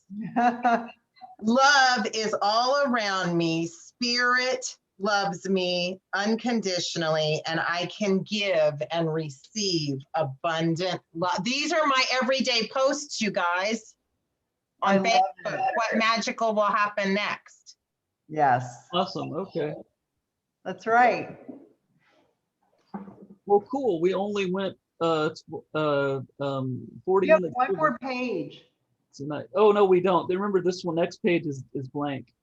No, no, you have one more page, I think. No, I know, but what happened was No, oh just no, there is. humor us. You There do have is. one more page. Oh, I do. Oh crap. Okay. So the more at first when I thought of the concept of this deck, I was like, you know, but the more I look at this deck and you consider this deck, the more I like it. It's the What reflection. is, oh, Revelations? Or That's Revelations. just brilliant. Yes, because you see in the reverse Oh, is image. this the upside down one? Yes. See in the reverse image a devil, essentially a devil image. It's that, is it that, yeah, the devil card image? Yeah, Is that, yeah, because it's got bat wings. It's got, you know, it's you know. So the more I am. But is that an egg in the middle? Your Orphic egg? Probably yes. Oh, or yes, is that a mirror? Yeah. That's an Orphic egg and a mirror. Like an Orphic egg. Yeah, yeah. It's a shiny Orphic egg. Absolutely, yeah. Wow. This is a brilliant card. Yeah, the more I'm like acquainted with this deck, the more I like it. And I've only seen a few cards from it, but now that I understand the concept, I like it. It's one of those decks, I think that, I have this deck, and the reason I purchased this deck, it was one of the tarot professional associations had sort of had this list of like, their list of the 100 best decks or whatever. Uh-huh. This is one of the decks they said, you know, and I was kind of at that particular point, I was interested in learning and understanding reversals a little with more depth. And this was their number one recommendation. Awesome. This Yeah, particular yeah, deck. I may have to actually get the app for this one. I pulled this off of a sample. I don't actually have the app for this deck, but I think this will probably be the next one I get, because I mean, this is great. Like, having read what Pollock said about the Lovers card, and then yeah, This is a really, yeah, I see that. That's and really if not for you, CJ, I would not have seen the Orphic egg in the center. the Orphic egg. But that is awesome too. But then it's almost like mirror, mirror on the wall. Hmm. And then which takes me, and I'm just speaking as it comes right now, which Yeah. But Which- I'm also going with the shape, right? It's that Yeah. egg shape. I think it's a mirrored Orphic egg. which takes me to who's the fairest of them all, which takes me to choices. Yes. And then the mirror also to me, or the Orphic egg mirrored, it is like almost like a portal to, you know, depending on which way the card shows up, upright or reversed, there's that part that, well, and you can choose Yes. to Mhm. transform the experience into something else that you prefer to experience if Hmm. you take that attitude towards, you know, and it is transformational. Right. Yes, definitely. And depending on where it shows up in a reading too, the reversals can take on other meanings. Like whatever's on the other side of it can take off another meaning, because maybe Right. that reversal's pointing to another card that would then take on it. So it becomes even more complex, because you're So then, while she gets up, I have to go potty too. I'll be right back.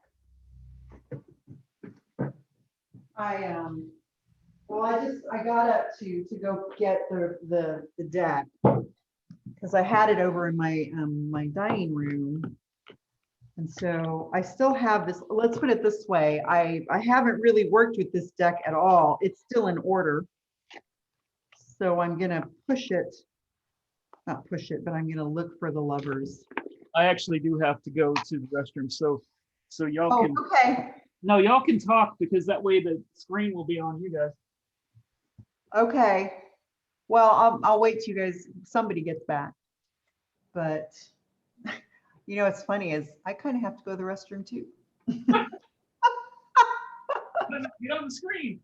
I think I'm gonna go and do that. We'll just take a bathroom break. Okay. Fast forward the video. Forward. Sorry, I've been holding it for a while, you guys. Oh, you gotta do what you gotta do.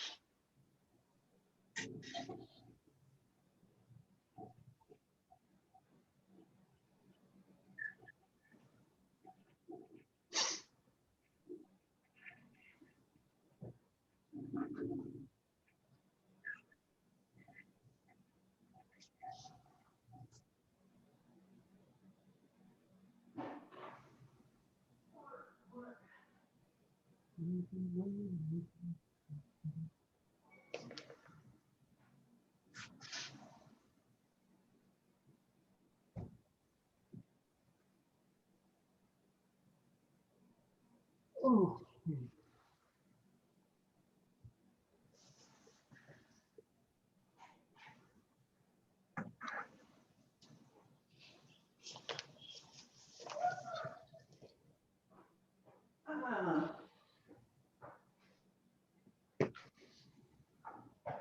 Okay, so this deck, the Revelations deck, is, where's the card? It's one of those it's one of those, because it has that white border around it. Mhm. Like one of those decks where I almost would like to see borderless, Yes.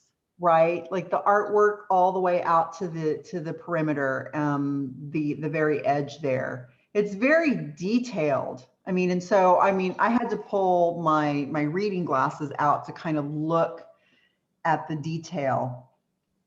It's incredibly detailed, and I'll be honest, I have not explored much. I haven't explored this deck much at all. Well, you know, it's like that meme It's you an shared. expensive Let one. me let me show you. Let me show you. Can you guys? I'd like to see it reversed. It has a glare, Denise, and you need to kind of like, not only that, but like get it. Can you come closer to the camera? Yeah. Oh, wait. Yeah. How about that? Yeah, Well, that's let me that's click the on reverse you. image. How do I do this speaker view? Did it finally adjust? Yeah, Well, yeah. no, it's because we're sharing the screen, so you're real little, so I can't get you unless, can it let me view options, view what you're showing? Oh, wait a minute. I can stop sharing the screen real quick. Hold on. Yeah. Stop sharing it. You guys can just see the reversal of it. Here we go. Yeah. Okay, so now it's blurry and there's a glare, so tilt it down maybe. No, so tilt it up, tilt right there. Now we have to get it there. Whoa, stop. Don't breathe. Don't move. So if I were getting this in a reading, depending on what I'm getting from the divine, this really is chilly to me, as there is a potential for, if you're already in something or what you're wanting to go in or who's coming next, to be abusive. And I don't know if that's something as readers we're allowed to say to someone, because we can't talk about pregnancy, legal, or medical. Oh, I do. I know you do, but I ethically am not going to do that. And 99% of tarot readers do not. So I don't know if that's something I could share, but I feel like as an abused woman in the past, I feel the need to share that. But I really feel that potential or current situation of abuse there. Yeah. And what you can also do is, if you see something like that, I mean, there were numbers of times when I was reading, quote unquote, professionally, where the issue that the person had was clearly beyond anything that I could offer them. So I had like a set of cards for like free services, you know, like psychological services, or, you know, different mental health, you know, all Yeah. kinds of stuff Oh, that okay, you can okay. give to somebody and say, you know, If they need help. exactly, yeah. I Yeah. mean, it's still beautiful, and it could, I mean, I could read it too, you guys, as like more of a lusty, passionate affair than a divine soul connection affair. I could read it that way as well, depending on what am I getting from above. Yeah. And what do you, yeah, what are the other cards around it? So if you're getting this, you're getting the devil, you're Yeah. getting power, you're getting Control. swords cards, you know, you're getting a, you know, I think if you're getting those kinds of things, that definitely you're probably dealing with a situation that, even if it's, if that there's some level of definitely manipulation, to the point potentially of abuse that's going on. And I think it's really smart as a reader to have resources, that says, hey, now if you're reading for people who are in, sometimes what happens, and what's happened lately is I've been reading for people who live elsewhere, right? Right. So they live out in different places. So that's a little more difficult. But I think if you're reading locally, you can have a list of local resources for folks, and national hotlines. Well, I Right. was going to say, yeah, just have the national hotlines. Yeah, national hotlines, and have that. But you know, this, I've never read for a service. Is that what you're, you know, you're not, you can't talk about Well, pregnant. no, everyone who's taught me recently in the past, not over Gene at Unlimited Thought, everyone who's taught me recently and everything I see in all the tarot groups I'm in is we're not doing medical, pregnancy, or legal. Right. And And it's it's, because you don't somehow, God forbid, in the weird day and age we live in, they come back on you with some legal ramification because you said whatever you said. so I just recently read for someone who was asking about a medical circumstance. So this was a friend who said, I've just discovered an abnormality in my breast. Okay. And she was freaking out and she asked me to read cards for her. And so I read cards for her and I said, according to this, it was not bad. It's not, she has breast cancer in her family. I said, it's not that. She said she was going to go to the doctor and have that looked at. And I did the reading, and the reading essentially was that it was not that. It was not anything that suggested that it was a serious kind of thing. But I told her, I said, you still need to go to your doctor and Right. take this and make sure that you do this. Well, and as it turns out, it resolved itself, right? So it wasn't a serious thing. So this was a good thing. But I think it's one of those things where you've got to qualify it if you're going to, and you really do, Well, because and Denise, if I were I'm reading, reading for a friend. Now, if I were reading for that's what I was gonna say. If I were reading for you personally, and you asked me that, of course I would tell you what I see. right. But reading for the general public, I think, is a really different kind of I thing. would not do it Yeah. personally. Now, Kurt, you would do it. I have, don't know. I don't know now, and I wouldn't. I Mhm. don't see myself reading for the general public now. It's You know. interesting because I've gotten, I have a friend in DC who is like connected to everybody. She knows everyone. And so she's like, she'll text me on a fairly regular basis and she says, you are the only person that I think so and so. You would be the best reader for this person, so and so. And I'm like, so I'm sitting back and I don't do a whole lot of, I haven't, right? Because I'm so rusty. We've talked about this at the, one of the reasons we're doing the study group is to kind of reconnect, right? Exactly.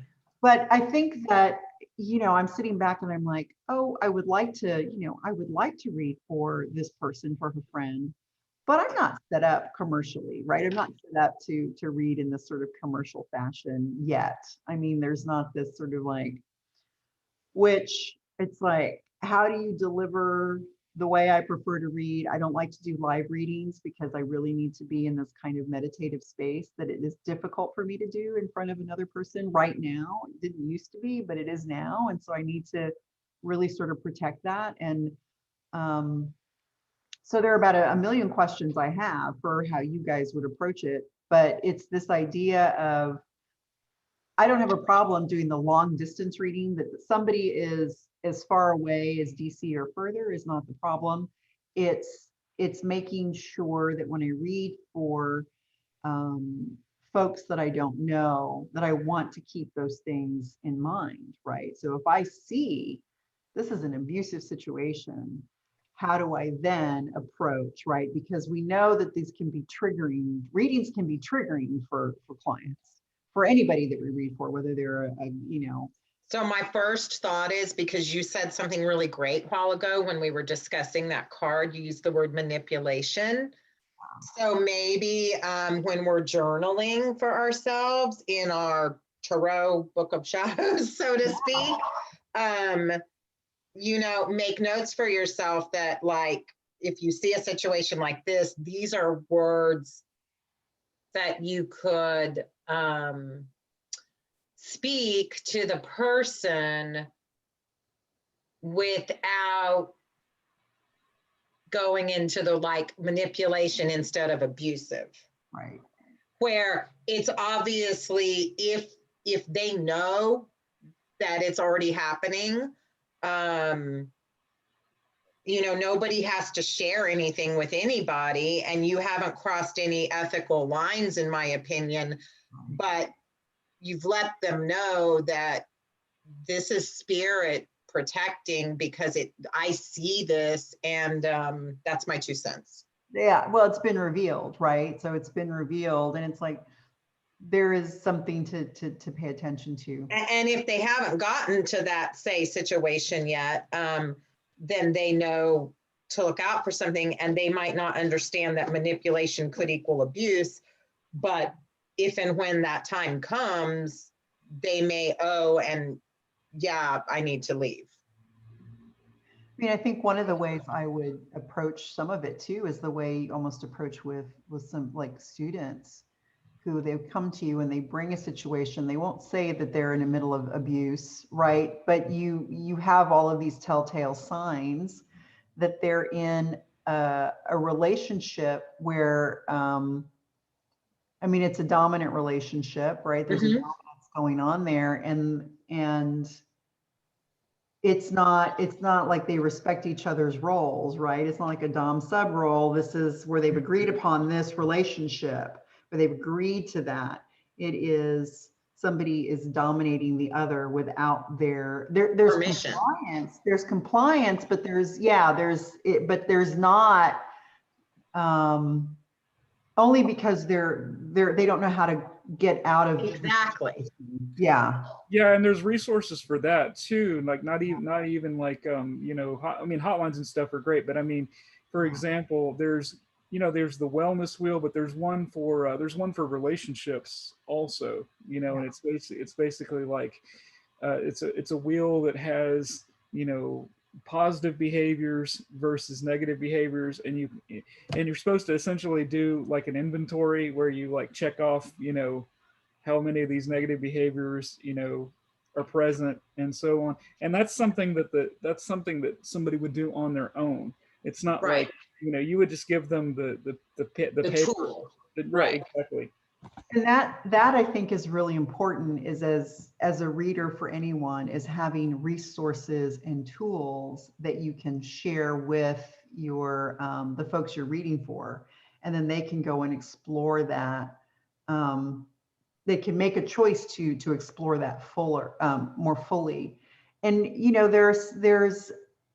it's so interesting because you do, I think, really, it's the ethics of it. As a reader, you have to be incredibly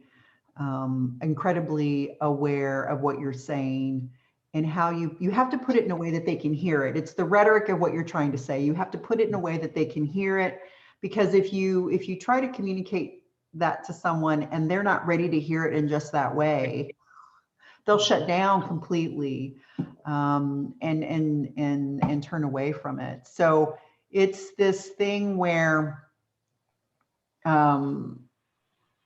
these are the kinds, I love that we're having this conversation here, and I hope that we can also, like on the Facebook group, we can start maybe having some of this continued conversation. I don't always know how to phrase it in a post, but I would love to hear what some of the other members of the community are thinking along these lines, because I know some of them are professional readers, right? They do this professionally already, and I would be curious to hear their take on these topics as well, because these are important.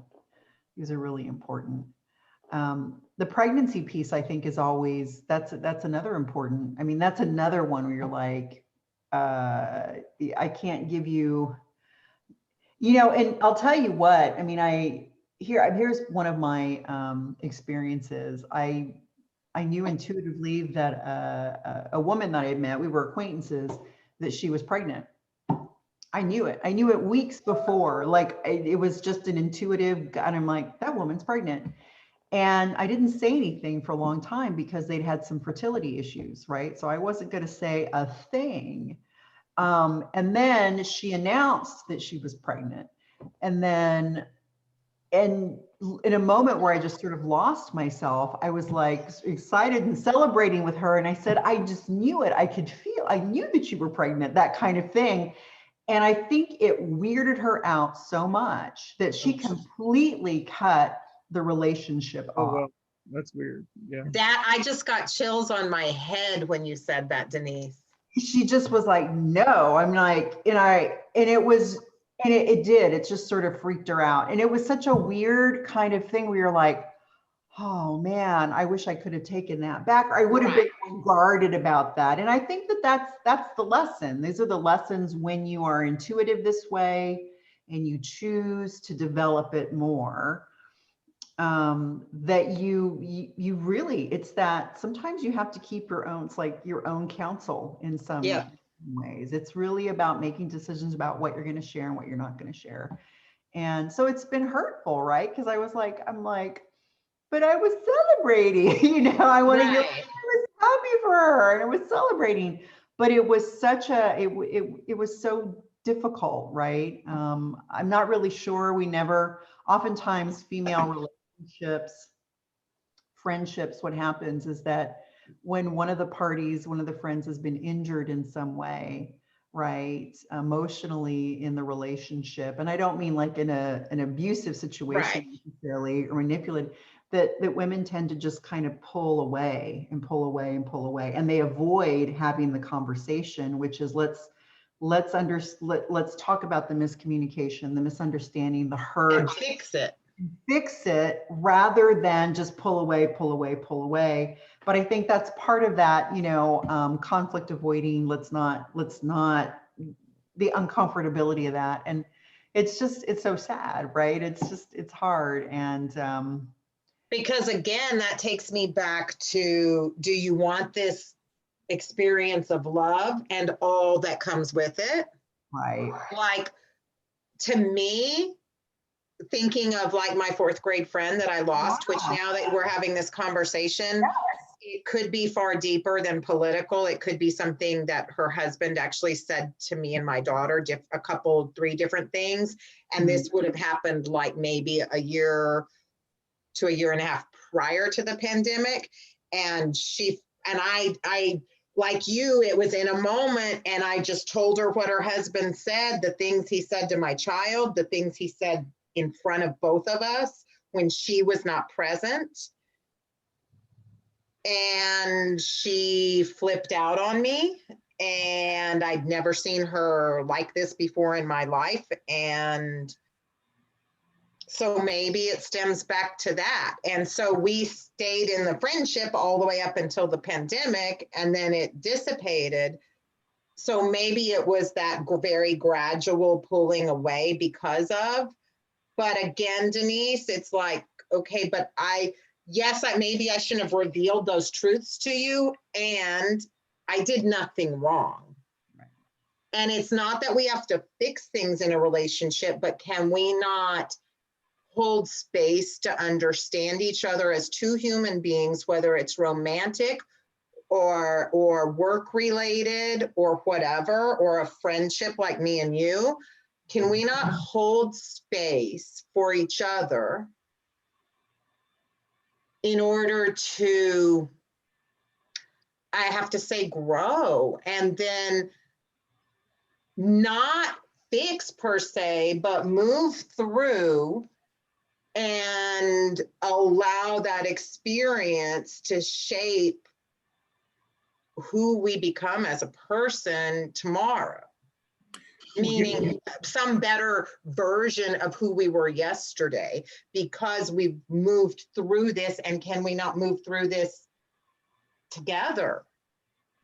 Which Getting is back to that, exactly the embodiment of some understandings of the Lover's card, right?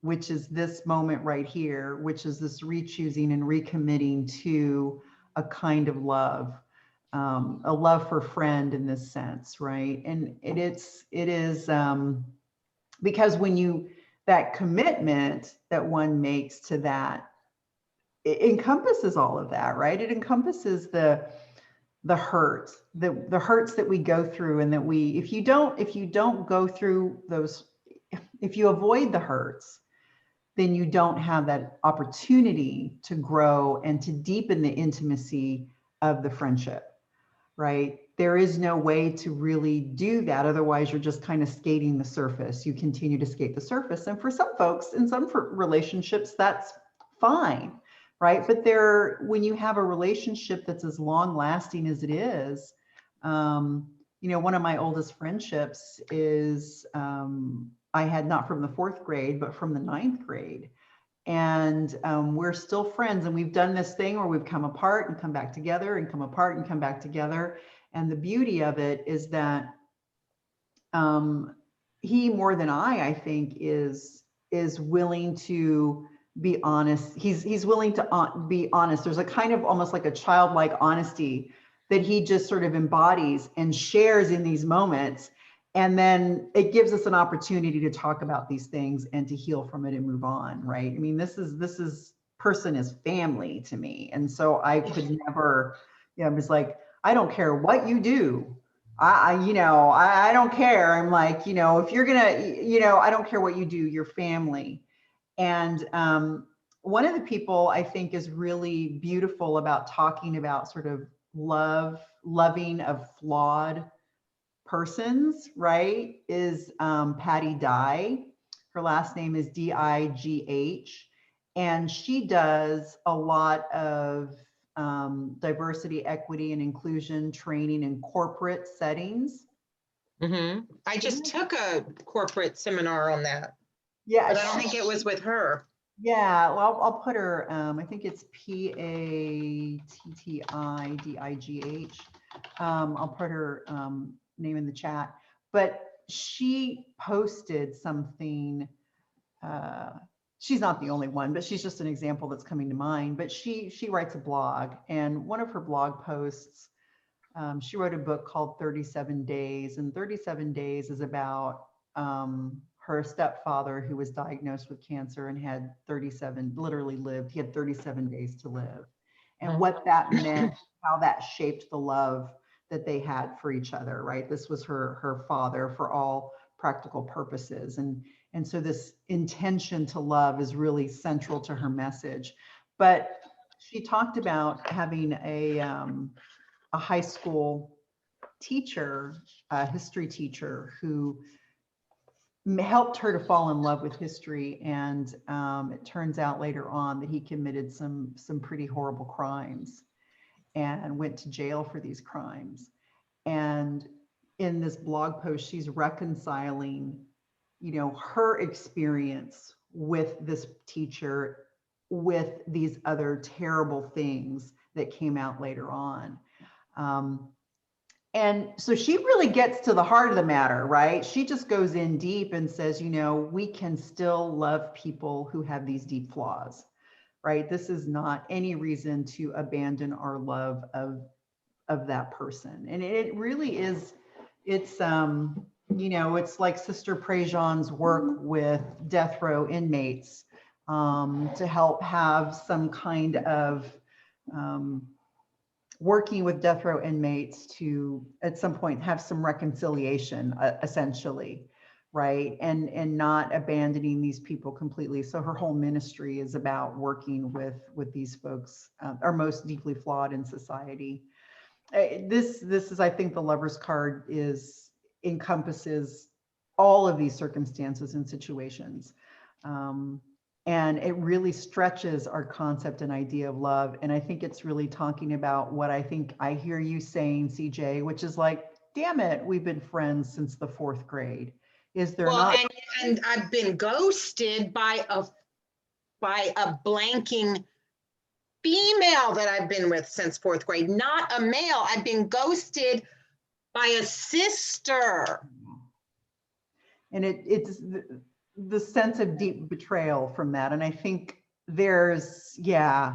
I mean, you can stay married. I didn't say anything derogatory. I just stated a fact of facts that were said. That's all. Yeah.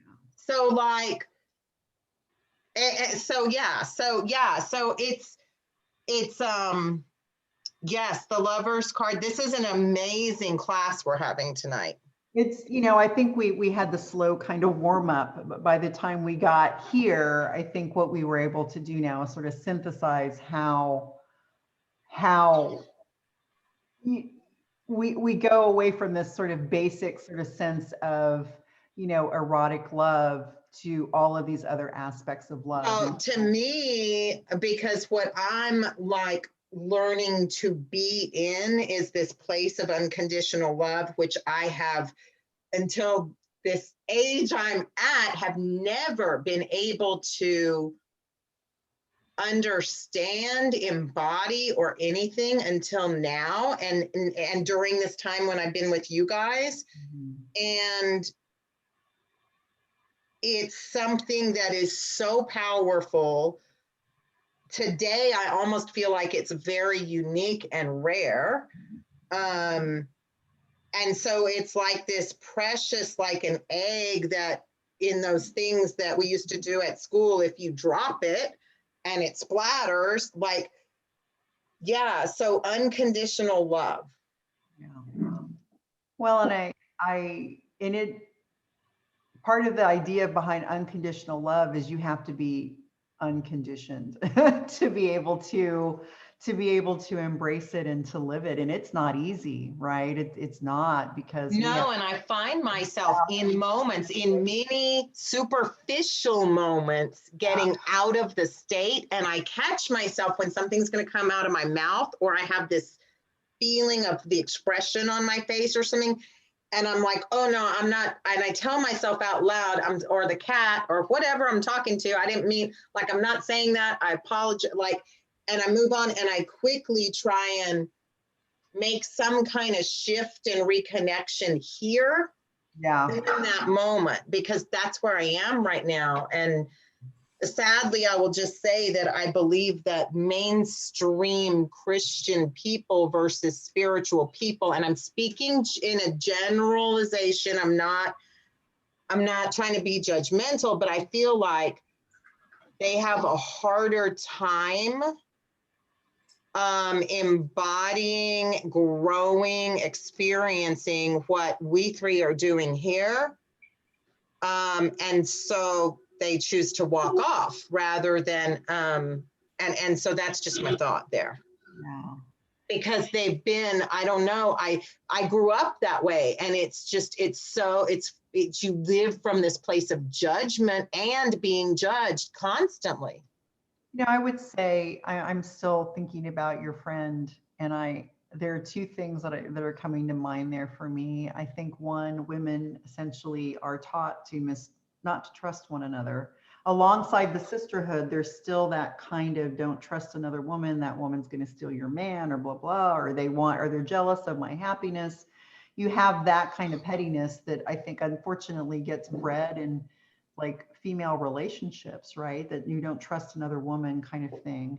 And we have all that, we have a whole bunch of that that's sort of like just in, popular culture that says women shouldn't trust women, that kind of thing. And also we have this sort of anti-communalism, right? Which is, who's going to take care of me? It's that, when we're facing death's door, who's going to take care of me when I'm at my most vulnerable, right? When can I trust this friend of mine to take me in and to take care of me if I needed it? But if I have this person who is my husband or my spouse,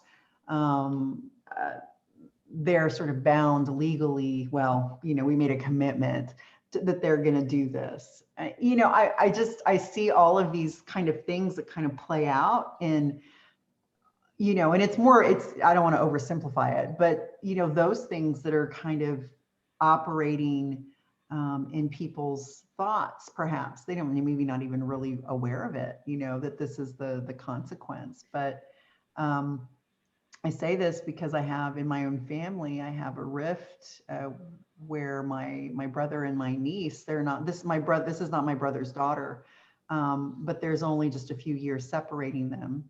And part of the thing is that through a very messy kind of divorce and extended family, they didn't want to take sides, but they were forced to take sides. And in my niece's making a decision not to take a side, she took a side, or it was interpreted she took a side. And that side was not the side that my brother was on, right? And so I walk away from this thinking that he's always going to see that decision that she made is that she chose someone else over her own kin. Yes. And then that sort of hardness that results. I just got chills up my back when you said that. Yeah, and not, and having such a hard time coming together. And the longer they are apart, the more, the harder and harder. What they do is they abstract each other more and more and more and more, and they're no longer real people. They're not whole people anymore. They're Right. abstraction. And we end up, as we do, weirdly enough, we abstract people, we reduce them down to just this one little instance of who they are. I love this moment in, I don't know if you've seen the film or read the book, the film Smoke Signals. It's based Yeah, on, yeah. yeah, it's based on a series a short story collection by German. Sherman Alexie, thank you.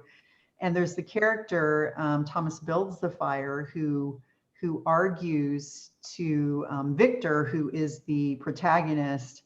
And Victor's father was an alcoholic, right? And he ended up dying. And Victor makes this sort of journey back to his father's trailer. They're in Washington State, but his father moved down to Arizona, and they're on this pilgrimage to kind of go there, clean out his father's stuff, and make their way back. And there's a moment, and this happens in the film, there's a moment where Victor is like, all he was a drunk and a liar. And, this sort of, again, that abstraction and reducing his father. And Thomas Builds the Fire, who is the shaman figure in this story, says, and he's just this very gentle kind of sort of almost tricksterish figure. And he breaks out and he says, he was more than that. I mean, Victor was the tough guy and Thomas was not. Victor kind of protected Thomas because everybody made fun of him. And you see Thomas Builds the Fire kind of stand up into all of his own and confront Victor and said, he was more than that. And you need to acknowledge that he was more than that. But over time and through hurt and disappointment, Victor's, his father got reduced. And we do that when we don't, when we don't engage people, where they're at. When we're not holding space for people, I think is the phrase you used earlier. So this is all the lovers, folks. The lovers card. I think it happens, if I were to think of any other cards in the deck, either major or minor, I think what we're talking about here is squarely also within the lovers deck. We might see it in some other minors cards as well, but definitely it has this kind of expansiveness to it. So if I had you do a reading, so here, let's go to the number 6 of our normal journal questions over here. If I had you do a reading for me on me and my friend from 4th grade, and this card, the lover's card in whatever deck you use, pops up upright, what would you say? So I'm putting you on the spot, Denise. Yeah, no, first of all, I would say that there is definitely, the thing that I think is important to remember about the lover's card, it is about love and different aspects and understanding of love as we come together, right? And make a commitment and a union and a choice. And so I would talk about how sitting back and reflecting on where this relationship is. Where is that level of choice and commitment? And you can't speak for the other person, so you would have to ask about your level of choice, your level of commitment. Is this the kind of thing where you're going to cut off communication completely and totally? So is it the sort of thing where perhaps on her birthday, you're still willing? Oh, I texted her on her birthday, which was just at the end of November, so very recently. And all I got was a 2-word text back, thank you. Yeah. Yeah. And, Like and it was very, it it was was very like this. yeah, distant.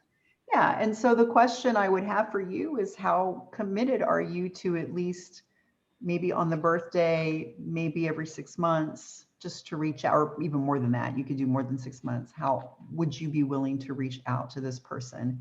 And just remember, because here's the lesson. And my answer is yes, because that's what I've been doing. That's what you can. Um, So the yeah. question I would ask you is, how long would you do it? Because remember, this idea of love is, if it's a choice, and it's about love is a choice and it is a commitment to choose, it's a choice to commit. How long would you be willing to do that? Would you be willing to do that? Or if you were trying to embody unconditional love as you. So when we were teenagers and she was sitting in the hospital having all of her female parts taken out because of cancer as a teenager and told you'll never have children, I was sitting by her bedside. Yeah. So how can you not have a choice to not reach out? Like that just does not make any sense to me, Denise, but that's me as a person. So I think what the lover's card in this circumstance would say to you is, what is your commitment? You can't really think about it as her commitment. This is about your commitment, and how are you willing to recommit? Is this a love that you are choosing to continue to develop, at least on your end of it? And that to me, I think, is all the real sort of agency you have in this circumstance, especially when you're dealing with a situation which is almost completely like estrangement, right? Almost there, mostly that you got a 2-word text back is at least an acknowledgement. And so I'd say, you know what? Are you going to do it for a year? Are you going to do it for 2 years? Are you going to do it for 5 years? Are you going to do it for the rest of your life? Mm-hmm. Right.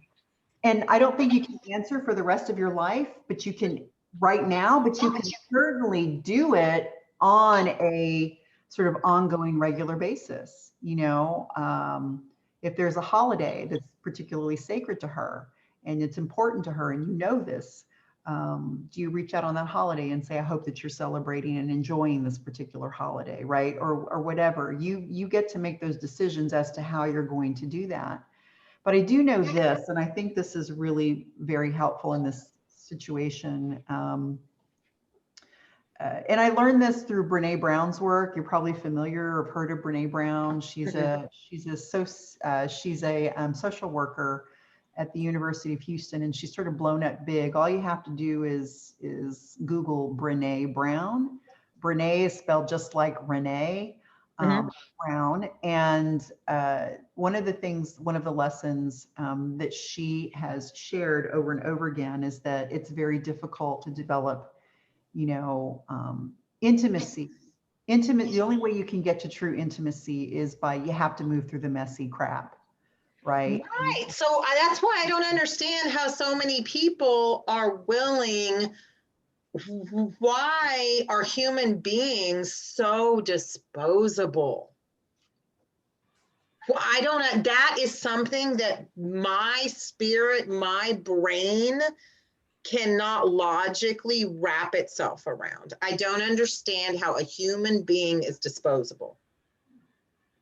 And when you ask that, when you say that, and we're not paper cups.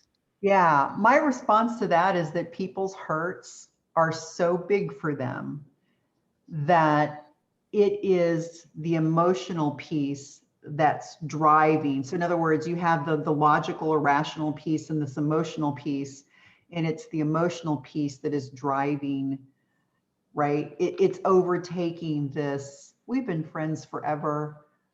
I need to really connect with her, and I need to trust her to, share with her why why I pulled away or something like that. That for a lot of people is the imagination, right? Which is like, oh my gosh, it's too painful. I don't know how to do this. I don't know how to do it, and people don't like to do messy either, like to stumble and bumble their way through it. So rather than deal with all that messiness, they just pull back and cut off. And so part of that is a capacity issue. You know, people just don't have the capacity to kind of move through that stuff. Um, and all of that will have a kind of, that will have an influence as to what impacts the communication. But one of the things that I think is really important in about what I will say about Brene Brown is that this idea that we, and this is a psychological concept, but this idea that we can cut off one emotion, right, and just create a kind of numbing effect for one emotion is false, right? When you cut off an emotion, you're actually cutting off emotions. You are literally, there is no way to just say, I'm going to feel less of that today without numbing the rest of the emotional spectrum.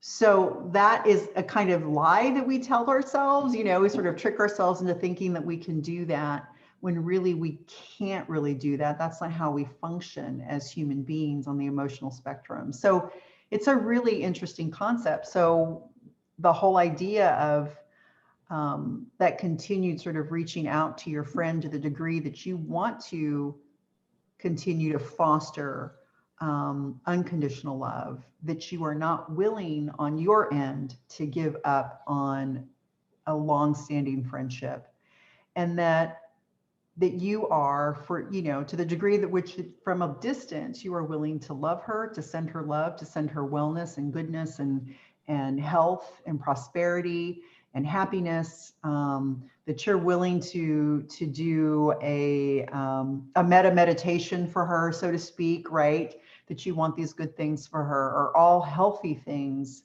for you. And I do believe, as we are spiritual people here, that she will feel that, right? At some point. It may not be now, it may not be next week, it may not be in 5 years, but at some point there is hopefully the potential. And if she doesn't feel it physically, or even spiritually, I should say, you feel it.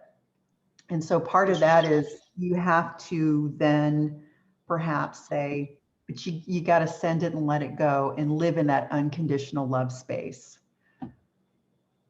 And that's how I would answer the one card read if you receive the Lovers.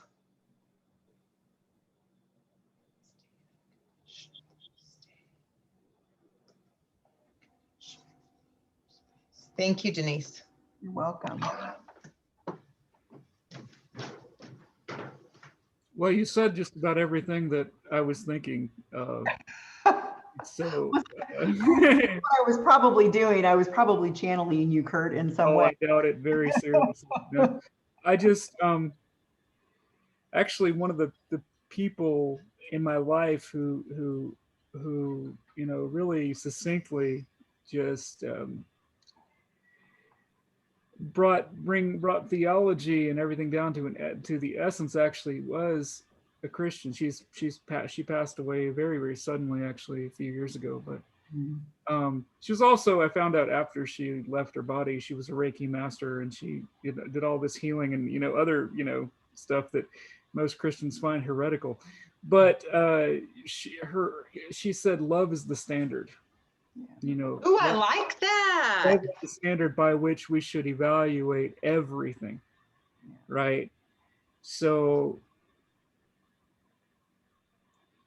and I think what we've covered in this conversation is really what love looks like, and that love is messy, which Denise also said, love is messy. My other statement, this comes from me, my statement is love has no strings, right? True love has no strings, right? So that if you're committed to loving somebody, for example, if you love someone and they tell you, well, I just can't, be in X type of relationship because of X, Y, and Z, do you veer away from that, or do you accept them where they are? Yeah. which can be very painful, right? To accept someone where they are. On our end, because we want, like, for example, if we want to be in a romantic relationship, but they, out of their own, self-awareness, say, I'm not ready for that, or I'm unable to do that, or whatever the case may be, do you say, well, I'm just not interested in having a connection with you? Or do you say, okay, that's fine. We can grow this in a different way, Yeah.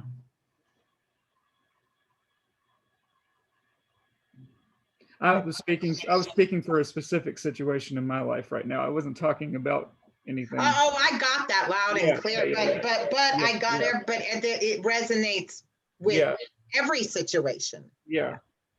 And it's and where it's the most difficult for me is self-love, right? Because we tend to, I think people who tend to try to hold space for others, those of us who try to hold space for others, or at least try to be aware on some level of someone else's feelings, we tend to be the most damaging to ourselves. So that's what this goddess wife school thing, Kurt, is all about. Yeah. It's about taking yourself away from that moment and taking care of yourself and your emotions first, right? So that you can come back to that moment and respond. And here's my spin on it from that space of unconditional love. And I think that's a place that a lot of women in our society, and women in particular, but not just women, but a lot of women in our society occupy that space of, feeling like they have to one down themselves, right? Or they have to. What do you mean? Or like have to, like what everybody else is feeling or thinking is more important. Yeah. Or there's this kind of I think put yourself last. Yeah. There's a gender expectation for women to take care of everyone else but themselves, that they're and then they come to a relationship. Mm-hmm. And mostly a romantic, because like you and I, Denise, could do this and be this for each other safely, but they come to a romantic relationship and then they expect their partner to be able to understand, know how, have the skills and tools to hold that space for them. And speaking as a female and as someone learning in this goddess wife school, they're not wired to do that. They don't know how to do that. They don't have the skills to do that. And so instead of being what we need, they shut down, they run away, they do whatever. And then now everybody's hurt and upset even worse than before. So it's not that men are not wired to do that, because that sort of that's the precursor of that is that it's something inherent. It's not necessarily, it's that society does not teach men to be, men are not taught, men are not brought up that way. Okay. And we women have to be able to do that for ourselves, take responsibility for our own emotions, because my emotions, Kurt, are not your responsibility. They are mine ultimately. And we need to be there as sisters for each other, to hold those spaces for each other. And this could be in any gender, whatever, but I'm speaking heterosexually here. We as sisters need to be able to hold that space for each other so that we can come back. We're either doing it for ourselves or we're doing it for each other in a sisterhood, so that we can come back to this other container of this, for lack of a better word, romantic love, and come as a whole, taken care of person who can show up and give 100%, because any relationship is a 100-100. It's not 50-50 like I used to think. Yeah. So that's my 2 cents on that. Yeah, I think relying on the sisterhood to help kind of help fill the well again is helpful. And I also think too that it's, to the degree, I mean, it depends on the partner, right? Because sometimes that partner, when it's about intimacy, if you go and you share this Right. intimacy with only women, and sometimes, or other, the sisterhood, that's the most appropriate place. Okay, so yeah, I guess I'm not saying not to share the intimacy, because you can go back, but then when you go back and you share a different version of the intimacy that doesn't have the trigger and the charge. Yeah, I hear Does what you're that saying. make sense? Yeah, it does. Okay. Yeah. I think it comes back down to what we were talking about earlier, is that your partner is, if you kind of think of your partner as an audience, right? In that sense where you've got to put things in a way that they can respond to it before they shut down, right? You use rhetoric with your partners just as much as you do with anyone else. You've got to put it in a language that they can respond to and understand and do all of that kind of stuff. And if you, I mean, because we know our partners, we know any partners, friends, regardless of the relationships, we know what, like, we kind of know, we've learned over time, ooh, this is maybe a taboo area. We probably don't want to talk. We don't want to go there too much or too frequently, because that may damage the relationship, right? So we know that. And so, and if we do approach it, we approach it with caution, because we're like, oh, we're heading in that area.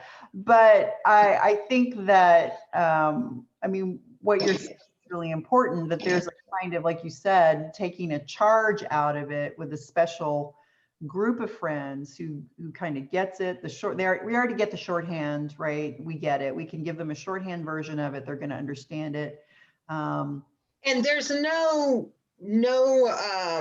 response needed. It's about holding space and releasing and allowing, and then with that, and then being in a space, having space. Now you've created an open space so that you can open. And when you return to the original situation, you come with space and openness. You don't come in a constricted, opposite of expansive way about you. Yeah. So I really like what you're talking about. She's responsible for keeping me alive. She's been keeping me alive for 12 years. I love it. Yeah. She is so beautiful. And fat, but but I really like, CJ, what you were saying about the everything that you described with it in the scenario, or the formula that you're using to diffuse energy or what have you, is all about choice, right? And so we get back to what the Lover's card. Very much so. Also, if we look, if we remember, like on the Tabula Mundi card, where the two figures were in that tantric kiss, and they were essentially observing each other. That is a holding space for one another. Yes. Or as I have a friend of mine, a Christian pastor friend of mine, who says that really she said that what Jesus did more than anything for other people was be present in their suffering, was to do profound healing in just being present. Yes. And I think that's what you're talking about when you say you don't have to speak. Yes. That's the compassion piece. And I think that I was going to say, my friend John, who we read tarot cards when we were in graduate school, he's now a Presbyterian minister, and he's very much, he would say something similar, right? And so this idea of having that kind of co-presence and I mean, did Jesus not do that with the two men on the cross? Right. And he did that for so many, like many. so many people. Like um yeah, I mean, one could argue that that's what he was doing with the woman at the well, you know, Yes. with so many people. I have a retired pastor friend of mine who basically we have the same personality. He's just like me, only like 75 or something like that. And he would like get in very serious trouble for the stuff he would say on the pulpit because he has no filter at all. And I used to be president of his church, so he and I were like Johnny Carson and Egg McMahon, and we would like. Oh God.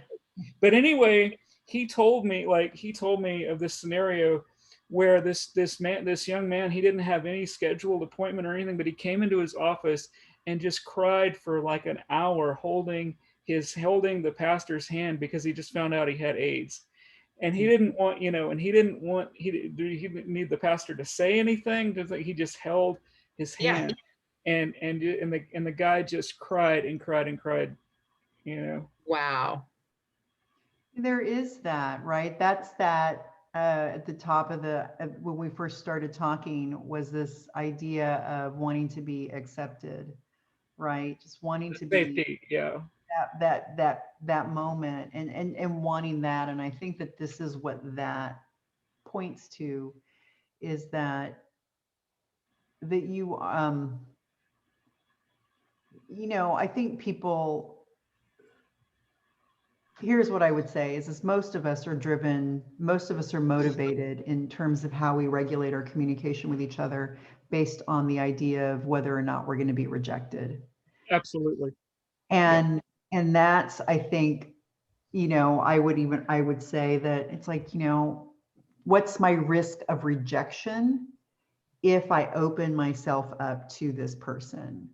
Or trust that this person holds space. And that to me is, I think, where people really are regulating how they interact with each other and regulating, we know that if we over disclose too early on in any kind of connection, that most people are going to be like, whoa, I'm out of here. That was too much for me, kind of thing. Yeah. Gradual, right? And both parties need to have sort of this balance of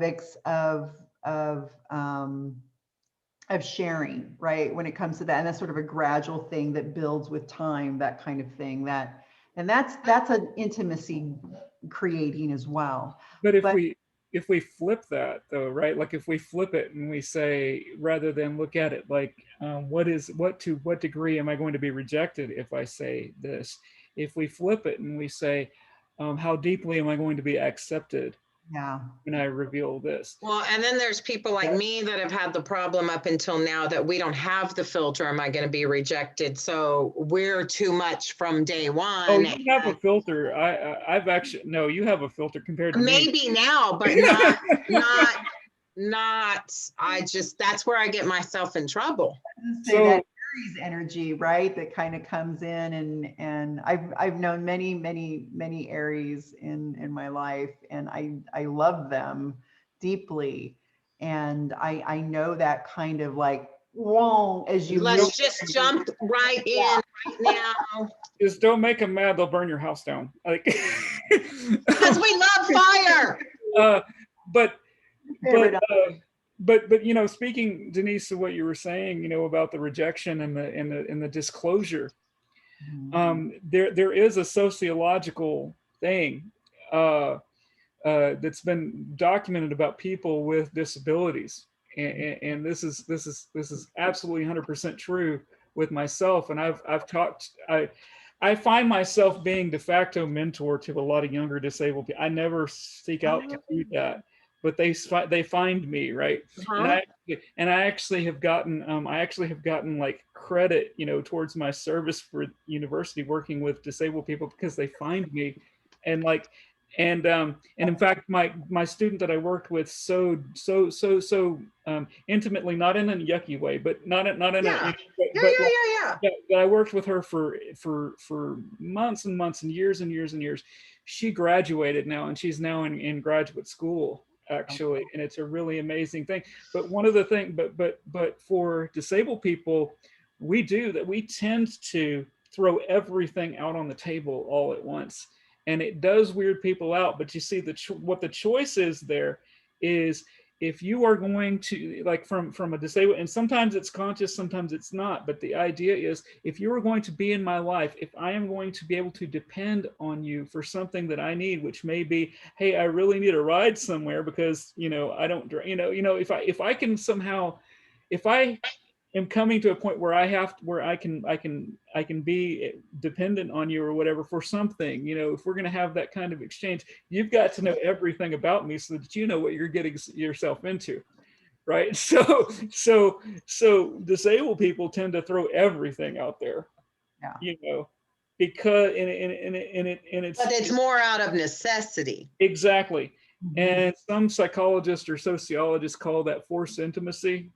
Okay. In that the not that force somebody with a club or something like that to be intimate, but because of the circumstances, intimacy happens quicker. It's like when you live in a dorm, and it's like if you're a freshman and you live in the dorm, and that time between August and when you go home for the first time in November for Thanksgiving, it's like between that period of time, it's like you can't imagine a moment without those people that you're in the dorm with, and it's like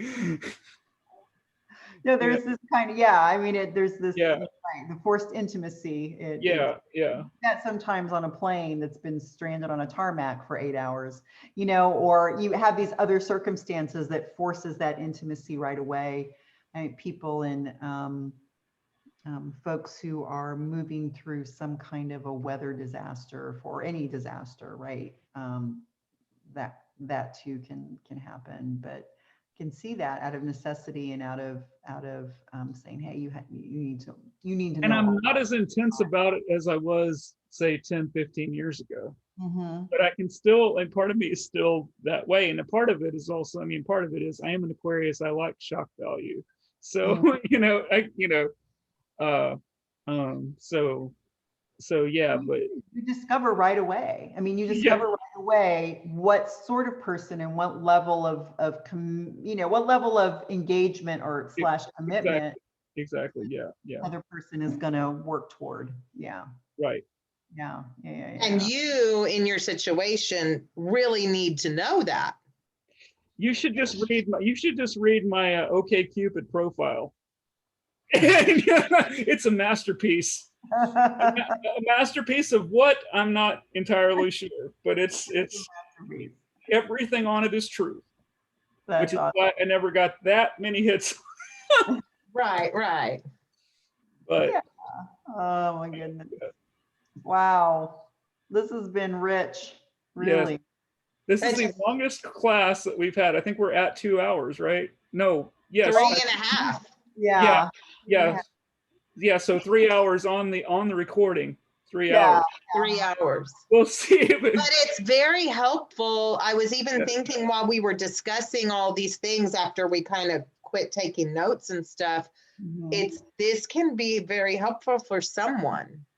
Yeah, and so this conversation is very indicative of why there are books on Jung and the tarot, and all of these books that delve deeply into psychology and all that, because these subjects really do bring up these questions of experiences of living. I mean, if we're going to do any kind of depth work, I mean, we're going to go there at some point. Yeah. It's, we talked earlier about needing resources, because when we talk to folks about certain topics, we've got to be really careful about how we approach it and how we phrase it. Because I think that's people seek out, I don't know about you, but a lot of folks seek out tarot or seek out any kind of divination when things are not going exactly as well as they hoped, right? I think they're trying to well, they want immediate answers. They want to understand what's happening. They want answers. They want guidance. And there's a book that I have, and I haven't read it yet, but it's on the shelf there, which is essentially how to provide a positive tarot reading. Oh, I think I've seen that book. Yeah, how to read any card as positive or something like that. Yeah, yeah, Right. You And know, do they include reversals in that book? I think so. yeah, and it Yeah, really is about, I think, some of the things we talked about here, which is if we can frame things as, well, they're not always pleasant when we're going through them immediately, but ultimately they can really contribute to our overall growth and expansion and our learning and our groundedness and the degree that we learn how to do perhaps even adulting better, whatever, right? That's, you know, there's a way that we can, that you can communicate that. And I'm fascinated because a lot of times what happens, I see cards and I'm like, you know, this really happened when I was, I mean, it happens now, but it also happened 20 years ago. It's like, oh, you know, I'd get these things and I'm like, and you'd see this combination of cards and you're like, oh, you may want to, you know, you may want to consult, you know, legal counsel, or, you know, I mean, that kind of thing. How do you turn some of those things into a positive spin? And it's more like, you know, you always want to make sure that you're taking care of yourself. So it's probably a good idea to also understand, you know, what are sort of the legal responsibilities, or, you know, putting it in a way that is about self-care, right? Is that person is creating self-care. Interesting. And I don't think that that's a stretch, and I don't think it's misinformation. I don't think it's any of that. I think it's about how we frame and reframe a circumstance so that people can essentially do what I think they want to do when they seek out a tarot reader, which is, how do I take better care of myself? right. Even if they're not asking that specifically, how do I take care of myself in this set of circumstances? There is that sort of driving motivation, right? If you know, if they're there to like, it's like, let's see if you can really predict the future. I'm like, that's not the best use of a tarot reader, somebody who can read the cards, right? No. That's dumb. And it's almost like as a reader being baited, Yeah, like, yeah. you know, I don't want to be in that situation. No, it's like, no, it's like, don't waste my time and I won't waste yours, right? Kind of thing. But it's, you know, so people are seeking tarot. I mean, this is a kind of, it's a form of counsel, right? In Curanderismo, they talk about pláticas, which is this idea of talking. You talk with your client. You talk with your client to understand where your client is at and where they're coming from. So that way you can then come up with a series of remedies that you can work with them that are going to help them to take better self-care. And I don't think you can just do that without sort of talking. I mean, the most intuitive of us can't. I mean, it's helpful minimally, to be able to know that. And it's really interesting. I was watching a Rachel Pollack interview. I've been watching that interview in pieces and parts, the one that I posted on the Facebook group. But she talks about how important it is to kind of have a relationship and to build this kind of relationship so you can help and work with your client. So, and part of that is learning how to phrase things in a way that they can, again, like we were saying earlier, that they can hear it, and for their better self-care. So it's good. Well, guys, I guess it's 10:34. What do you think? Is it time for us to go ahead and draw to a close? Let's shut it down. We thank everyone for this space and time. Yes, it was great. All right. Good Yeah. night, everyone. Good night. Mwah. Take care. Bye-bye.